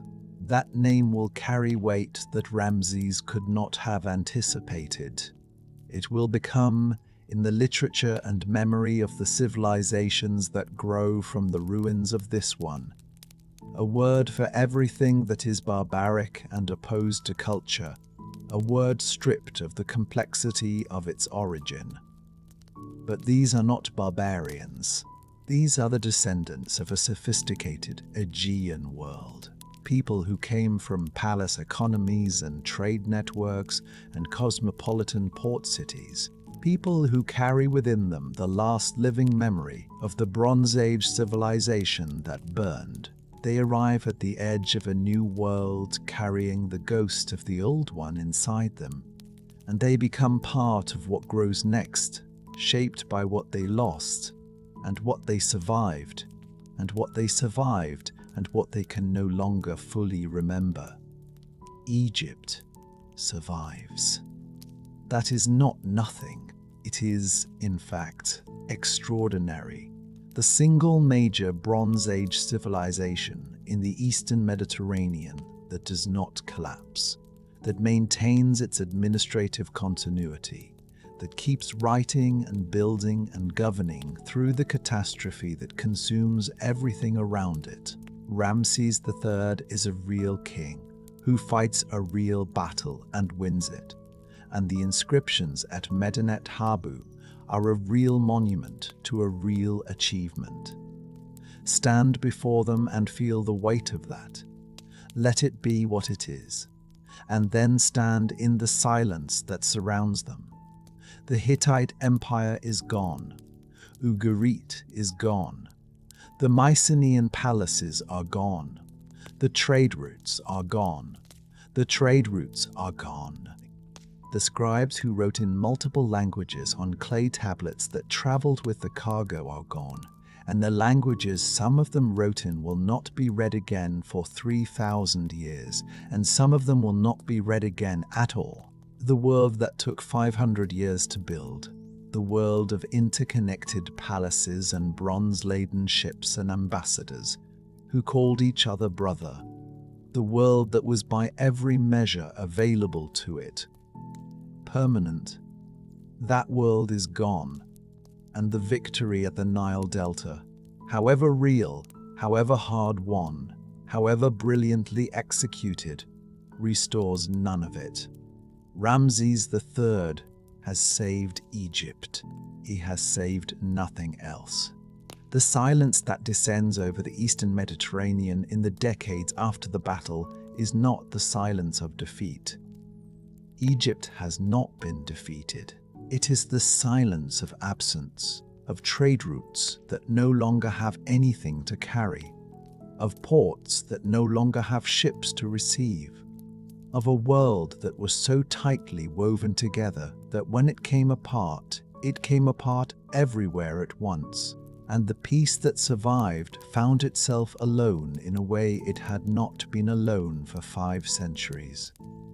The administrative machinery of Egypt keeps running, the scribes keep writing, but there is less and less to administer, less and less to record, because the world that Egypt's administration was designed to engage with is no longer there to engage. What comes next will take centuries to understand itself. It will grow slowly, in the dark, from the ruins of what came before. New peoples, new languages, new ways of organizing the relationship between a city and its hinterland, new metals and new gods and new alphabets, so much simpler than the ones they replace that almost anyone can learn to use them. The knowledge that was lost will not be recovered. It will be replaced by something different, something that does not know what it replaced, something that will build its own complexity on entirely different foundations.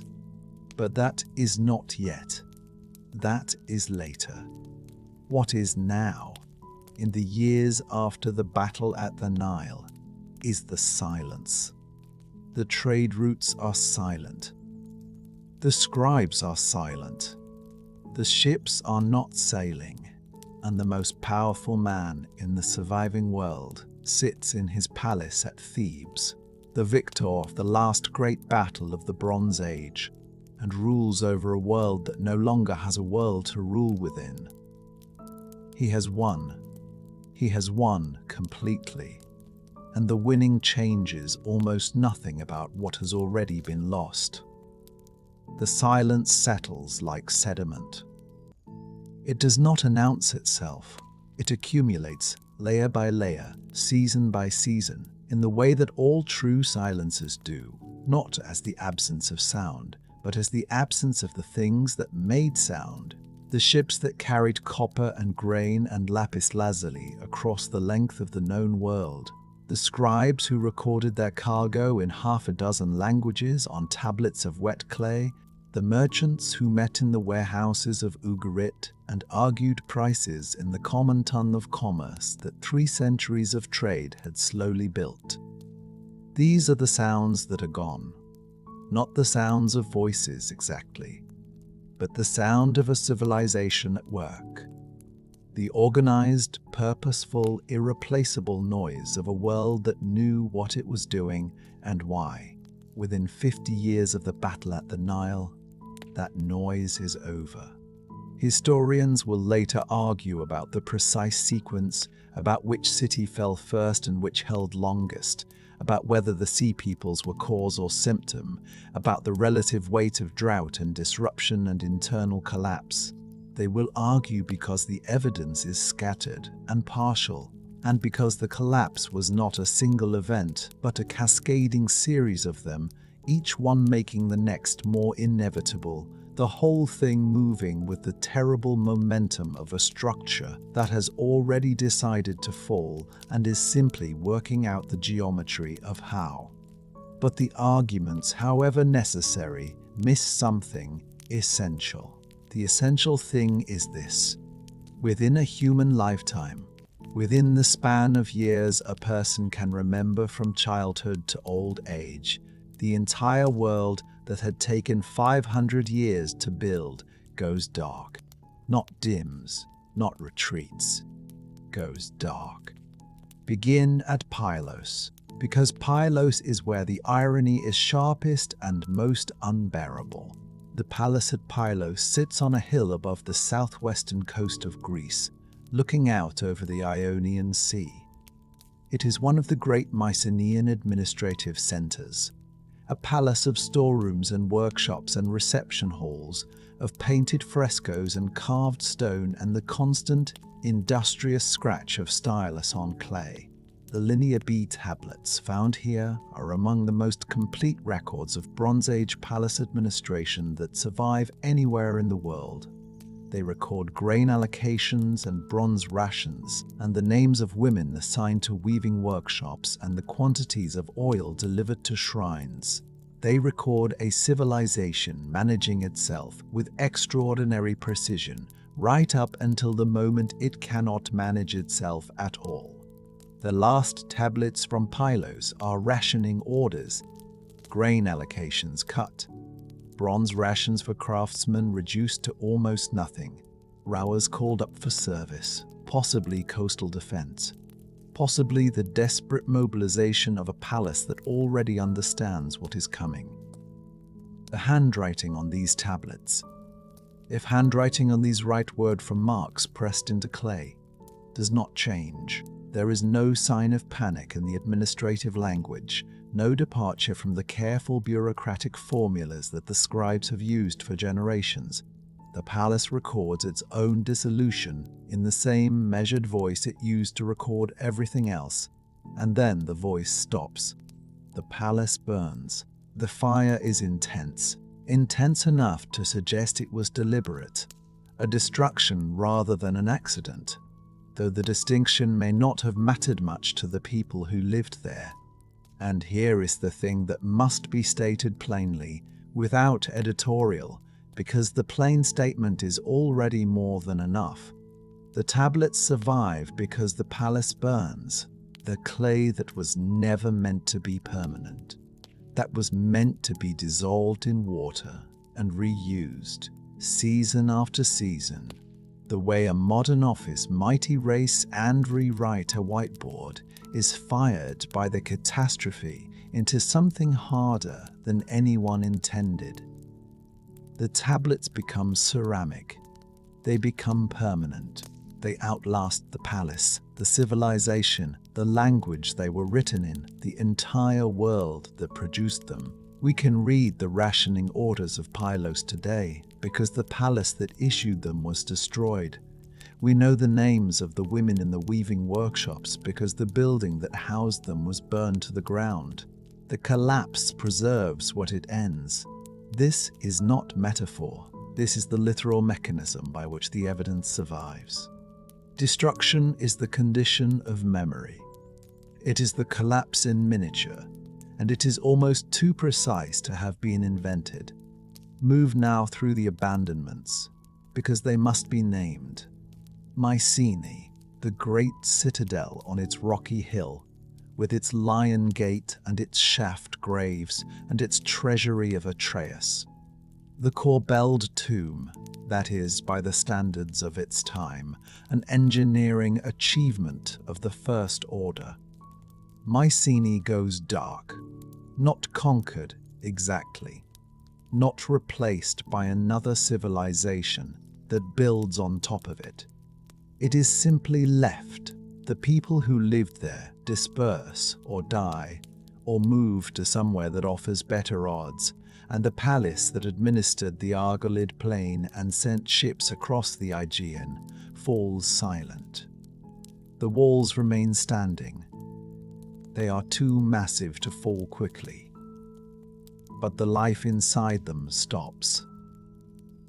Tiryns, the palace of Tiryns, whose walls are so thick and so precisely fitted that later Greeks will attribute them to the Cyclopes, because no human hand, they believe, could have moved stones so large.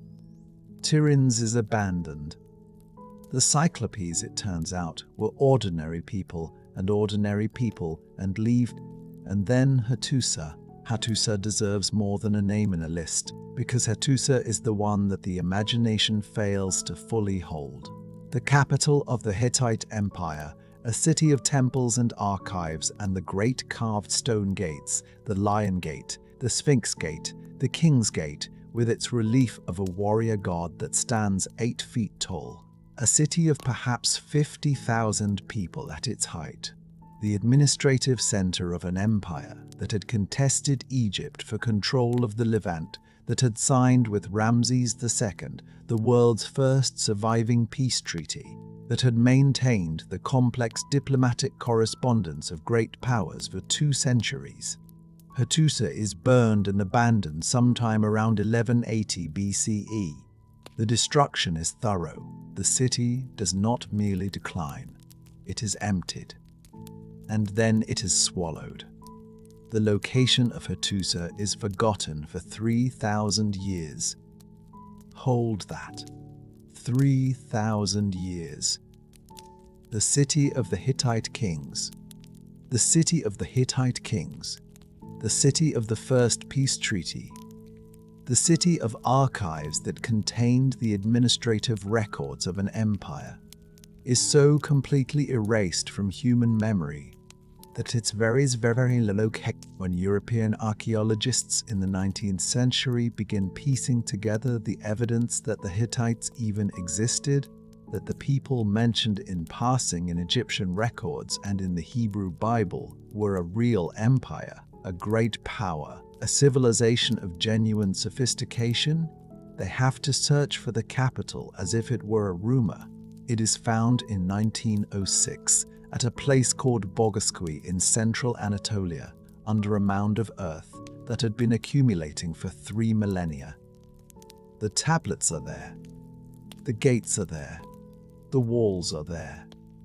3,000 years of forgetting, and the stones are still there, waiting. These were not small places. These were not peripheral settlements that the world might reasonably have overlooked. These were the centers of the world as it existed, and they were swallowed so completely that the world that came after them did not know they had existed. This is what absence looks like when it is absolute.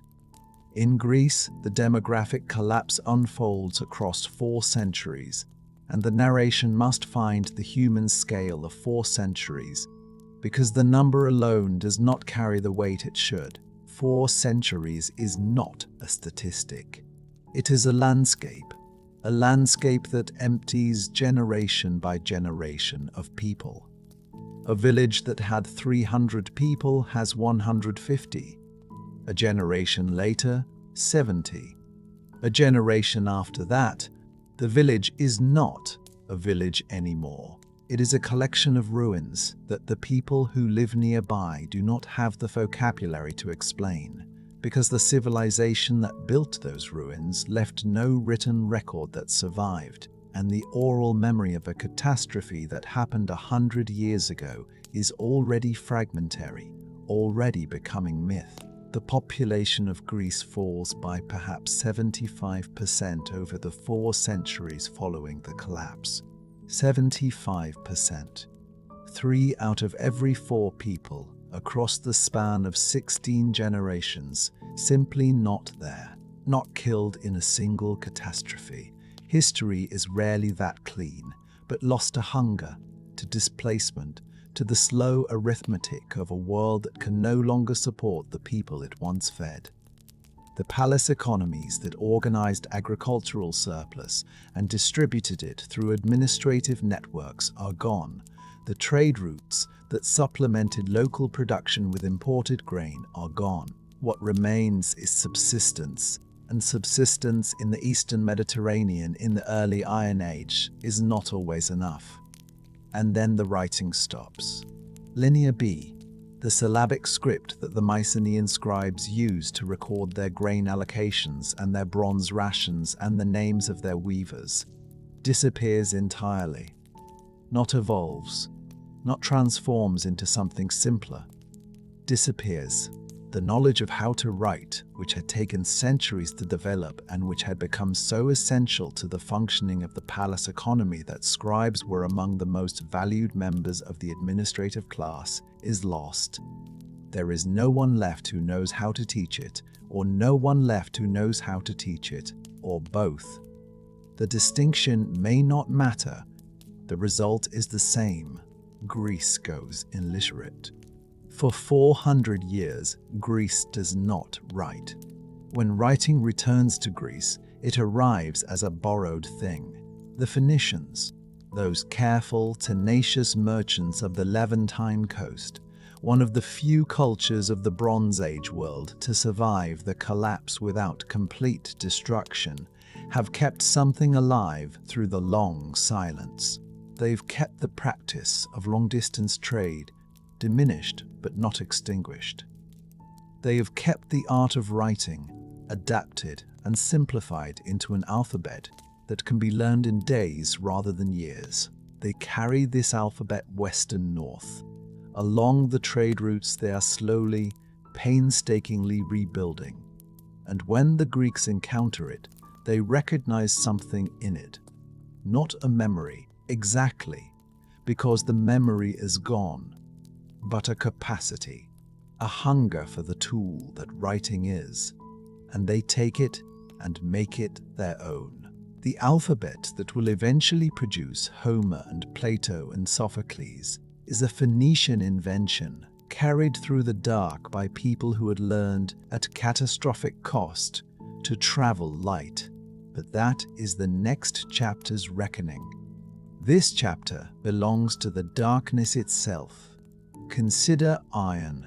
Iron is the metal of the age that follows the Bronze Age, and the temptation is to frame its rise as progress, as the next step in the long human story of technological advancement.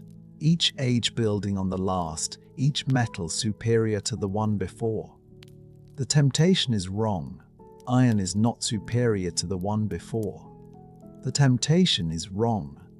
Iron is not superior to bronze in the ways that matter most. Bronze is harder. Bronze holds an edge better. Bronze is, by the metallurgical standards available to the ancient world, the better metal. The Bronze Age smiths knew this. They chose bronze not out of ignorance but out of knowledge, because bronze, when you can get it, is worth getting. But bronze requires tin and copper. And tin comes from Afghanistan or Cornwall, and copper comes from Cyprus, and Cyprus requires ships, and ships require ports, and ports require cities, and cities require the entire apparatus of the Bronze Age world to function. Bronze requires the world. When the world fails, bronze fails with it. Not because the knowledge of how to make it disappears, it does not, but because the supply chains that made the knowledge actionable are gone, and without them the knowledge is a memory of something you can no longer do. Iron is local. Iron is everywhere. In the soil, in the rock, in deposits that a small community can access without ships or trade networks or diplomatic correspondence with distant kings. Iron does not require the world. It requires a fire and a hammer and a smith who knows what he is doing. And all of these things can exist in a village of 50 people in a dark age.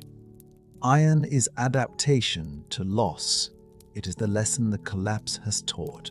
stripped of everything but its most essential instruction: use what you have, because what you had is gone. This is the purchase price of the Iron Age. 400 years of darkness.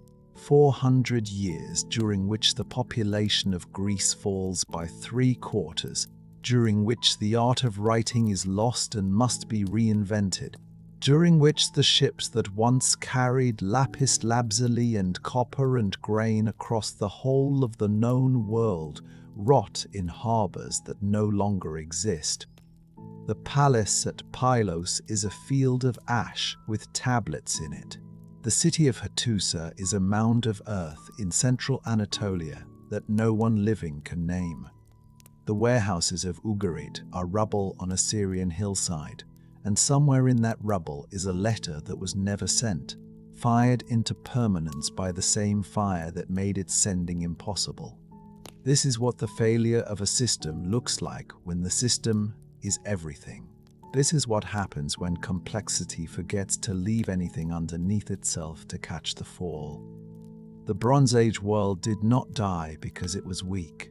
It died because it had become so strong, so integrated, so magnificently dependent on the seamless cooperation of people who would never meet, on the reliability of ships sailing routes they had sailed for centuries, on the assumption that the grain would come and the copper would come and the tin would come, because it always had, because the system worked, because the system had always worked, because the system had always worked, that it had forgotten the most ancient human knowledge of all, how to survive alone.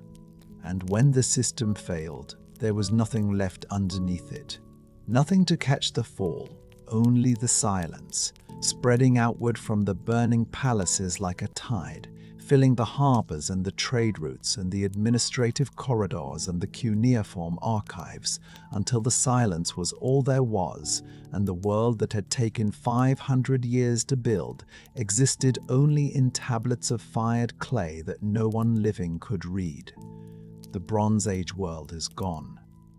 Its palaces are grass. Its scribes are dust. Its ships are splinters on the floors of seas that have been sailed by 100 civilizations since, none of them knowing exactly what they were sailing over. The silence that swallowed it does not lift all at once. It thins gradually, the way a fog thins. Not by disappearing, but by becoming transparent enough to see through, and what you see through it at first is almost nothing. A shepherd moving through the ruins of Mycenae with no understanding of what the stones beneath his feet once were. A fishing village on the coast of what was Ugarit.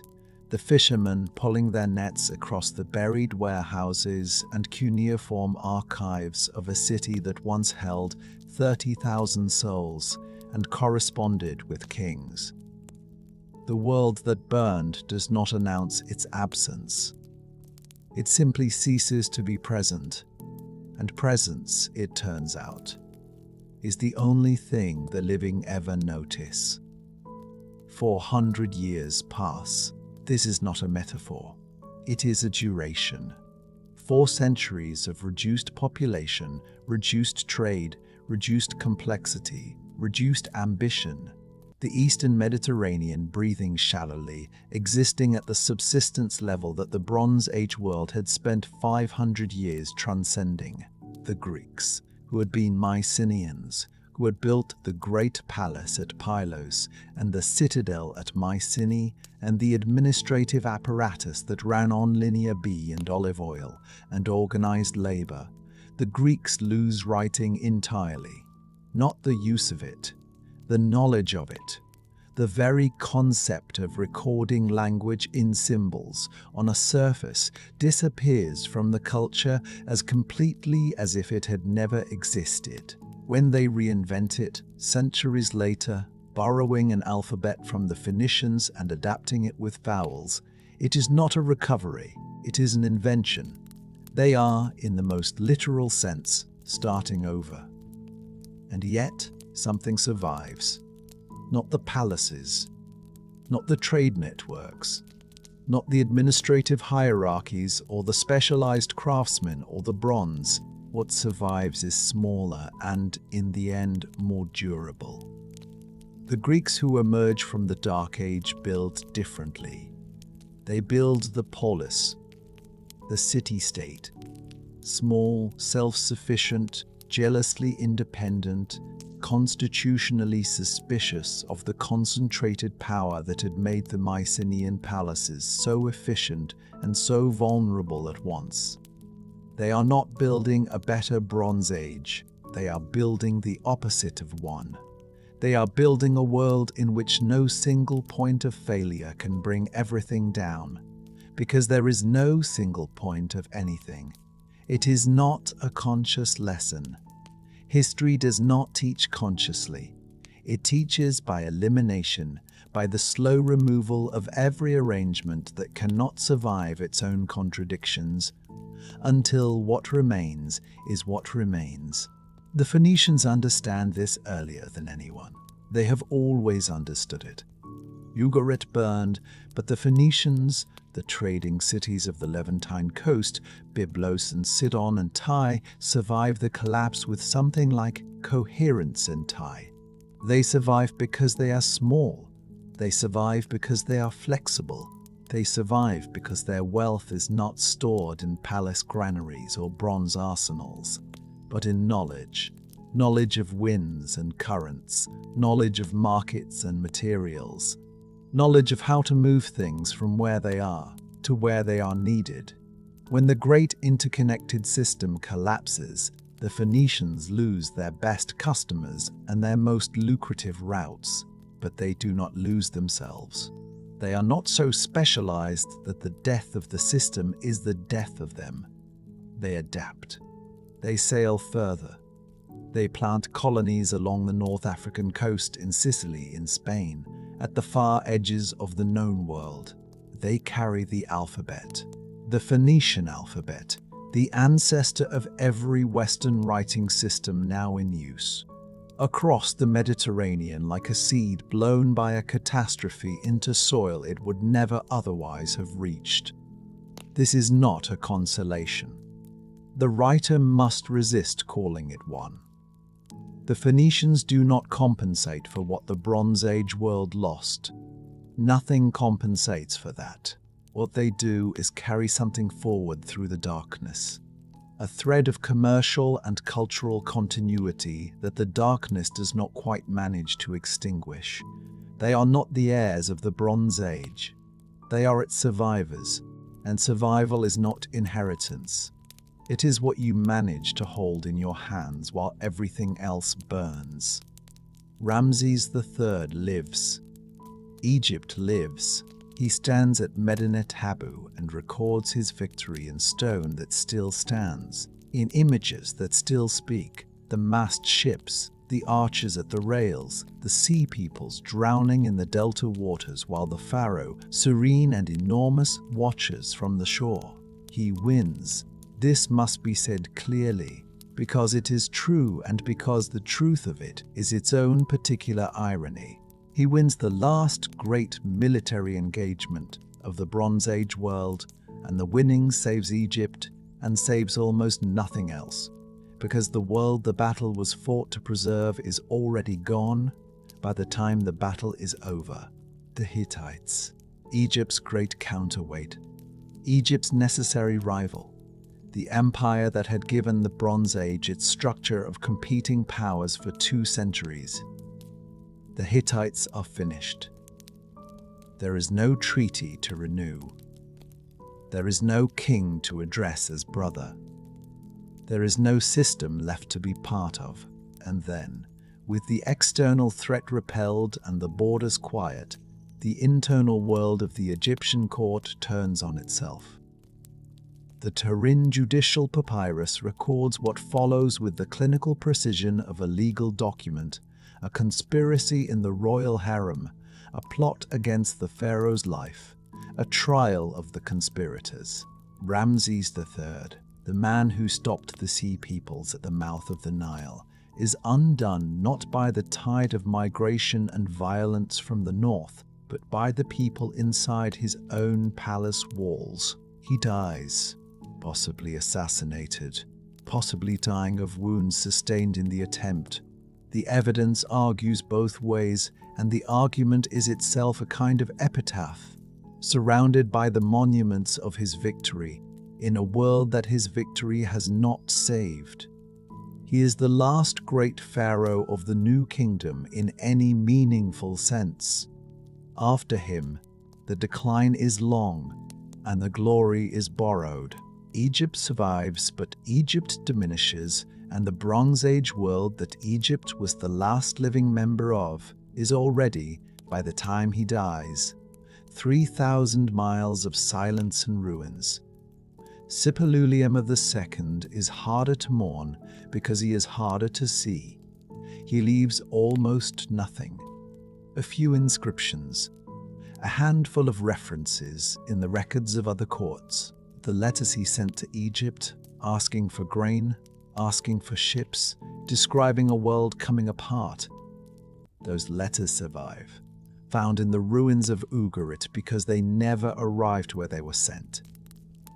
He is the last king of an empire that was, for 2 centuries, one of the 2 great powers of the known world. He commands armies that have fought Egypt to a standstill at Kadesh. He administers a bureaucracy that corresponds in multiple languages with courts from the Aegean to the Levant. And then he is simply gone, and the empire with him, and the cities of Anatolia that bore the Hittite culture are burned or abandoned. And the civilization that built them is so completely erased that the civilizations which follow have no memory it ever existed. This is perhaps the strangest fact of the entire collapse. The Hittites are not remembered. They are not mythologized. They are not mourned in the literature of the cultures that come after. The way Troy is mourned, the way the heroes of Mycenae become the raw material of Homer. They simply disappear, and the world that grows up in their absence has no idea that anything was ever there. The Bible mentions the Hittites as a minor people in Canaan. For centuries, scholars assume that is all they were. It is not until the 19th century, not until archaeologists put their spades into the mound at Hattusa in central Anatolia, that the full weight of what was lost begins to emerge from the earth. An empire, a language, a literature, a legal tradition, a diplomatic correspondence that shaped the ancient world for 200 years, all of it buried under grass and time and the simple, terrible efficiency of forgetting.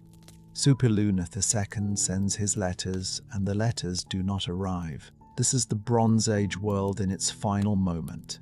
The system still attempting to function. The king still reaching out along the channels of communication and obligation and mutual need that the system was built on, and the channels are already broken, already silent, already carrying nothing but the echo of what they once carried. He does not know this. He cannot know this. He cannot know this. He writes because writing is what kings do. He asks for grain because grain is what the system provides. He is the last man in a burning building still placing a telephone call, and the mayor of Ugarit. He must be allowed to speak one final time, not as a victim, though he is that, but as a witness. He sees the fleet offshore. He knows what it means. He writes his letter in the only language available to him, which is the language of the system, formal, administrative, urgent, addressed up the chain of obligation to the powers that are supposed to respond. He fires the letter in the kiln. He waits. The fire that fires his letter is, within hours or days, the fire that fires everything. The city burns. The warehouses burn. The shipyards burn. The shipyards burn. The archives in their dozen languages burn. 30,000 people scatter or die. And the great cosmopolitan experiment of Ugarit, the city where a Mycenaean merchant and a Hittite diplomat and an Egyptian scribe and a Canaanite trader could all conduct business in the same harbor on the same afternoon. That experiment ends. But the letter survives. This is the fact that must be held, that must be turned over in the mind until its full weight is felt. The letter survives. It is preserved by the very fire that destroyed everything around it. The clay hardened into permanence by the catastrophe it was trying to report, and it lies in the ruins for 3,000 years, unanswered, undelivered, until archaeologists find it and read it and understand, for the first time, what the last hours of Ugarit felt like from the inside. The mayor's words travel 3,000 years to reach their audience. The system he was part of could not carry them 30 miles. There is something in this that resists easy interpretation, that insists on being felt rather than explained. The letter is not a cautionary tale. It is not a lesson. It is a voice. It speaks across the entire distance of the collapse and the Dark Age, and the slow rebuilding, and the 400 years of silence, and the reinvention of writing, and the rise of Greece and Rome, and everything that followed. And what it says is simply, we were here, and we did not know it was ending, and the ships did not come. The modern world hears this and should feel the recognition before it feels the distance. The supply chains that circle the globe, the just-in-time manufacturing systems that hold inventory to the minimum and efficiency to the maximum, the single-source dependencies that make everything cheaper and everything more fragile. These are not echoes of the Bronze Age world. They are the Bronze Age world, rebuilt with faster ships and better software, and the same structural faith that complexity, once achieved, is the same thing as strength. It is not the same thing. It has never been the same thing. Efficiency is the optimization of a system that is working. Resilience is the capacity to survive a system that has stopped. The Bronze Age world was the most efficient civilization that had ever existed, and when the drought came, when the harvests failed, when the first domino fell, the efficiency was the enemy. Every optimization was a dependency. Every specialization was a vulnerability. Every connection in the network was a path for the failure to travel. The Hittites are in the earth at Hattusa, waiting to be rediscovered. The palace at Pylos is ash and fired clay, its records preserved by the fire that ended it. The harbor at Ugarit is silted over, its warehouses buried, its 30,000 people dispersed into the populations of a dozen successor cultures that do not know what they have inherited. Ramesses III is in his tomb at the Valley of the Kings, his victory inscribed in stone that tourists photograph without always knowing what they are looking at. And the mayor of Ugarit's letter is in a museum behind glass, translated and annotated and studied by scholars who can read the cuneiform that no one could read for 3,000 years. They are not cautionary tales in the comfortable sense, the sense that implies the lesson has been learned and the danger has passed. They are mirrors. They are the reflection of every world that has ever looked at its own sophistication and mistaken it for permanence. The Bronze Age world did not die because it was weak. It died because it had become so strong, so specialized, so magnificently and completely dependent on the seamless cooperation of distant strangers that it had forgotten how to survive alone. When the system failed, there was nothing left underneath it to catch the fall. There never is. That is the lesson. That is the echo. That is why this story, fired into permanence by the catastrophe that destroyed it, still burns,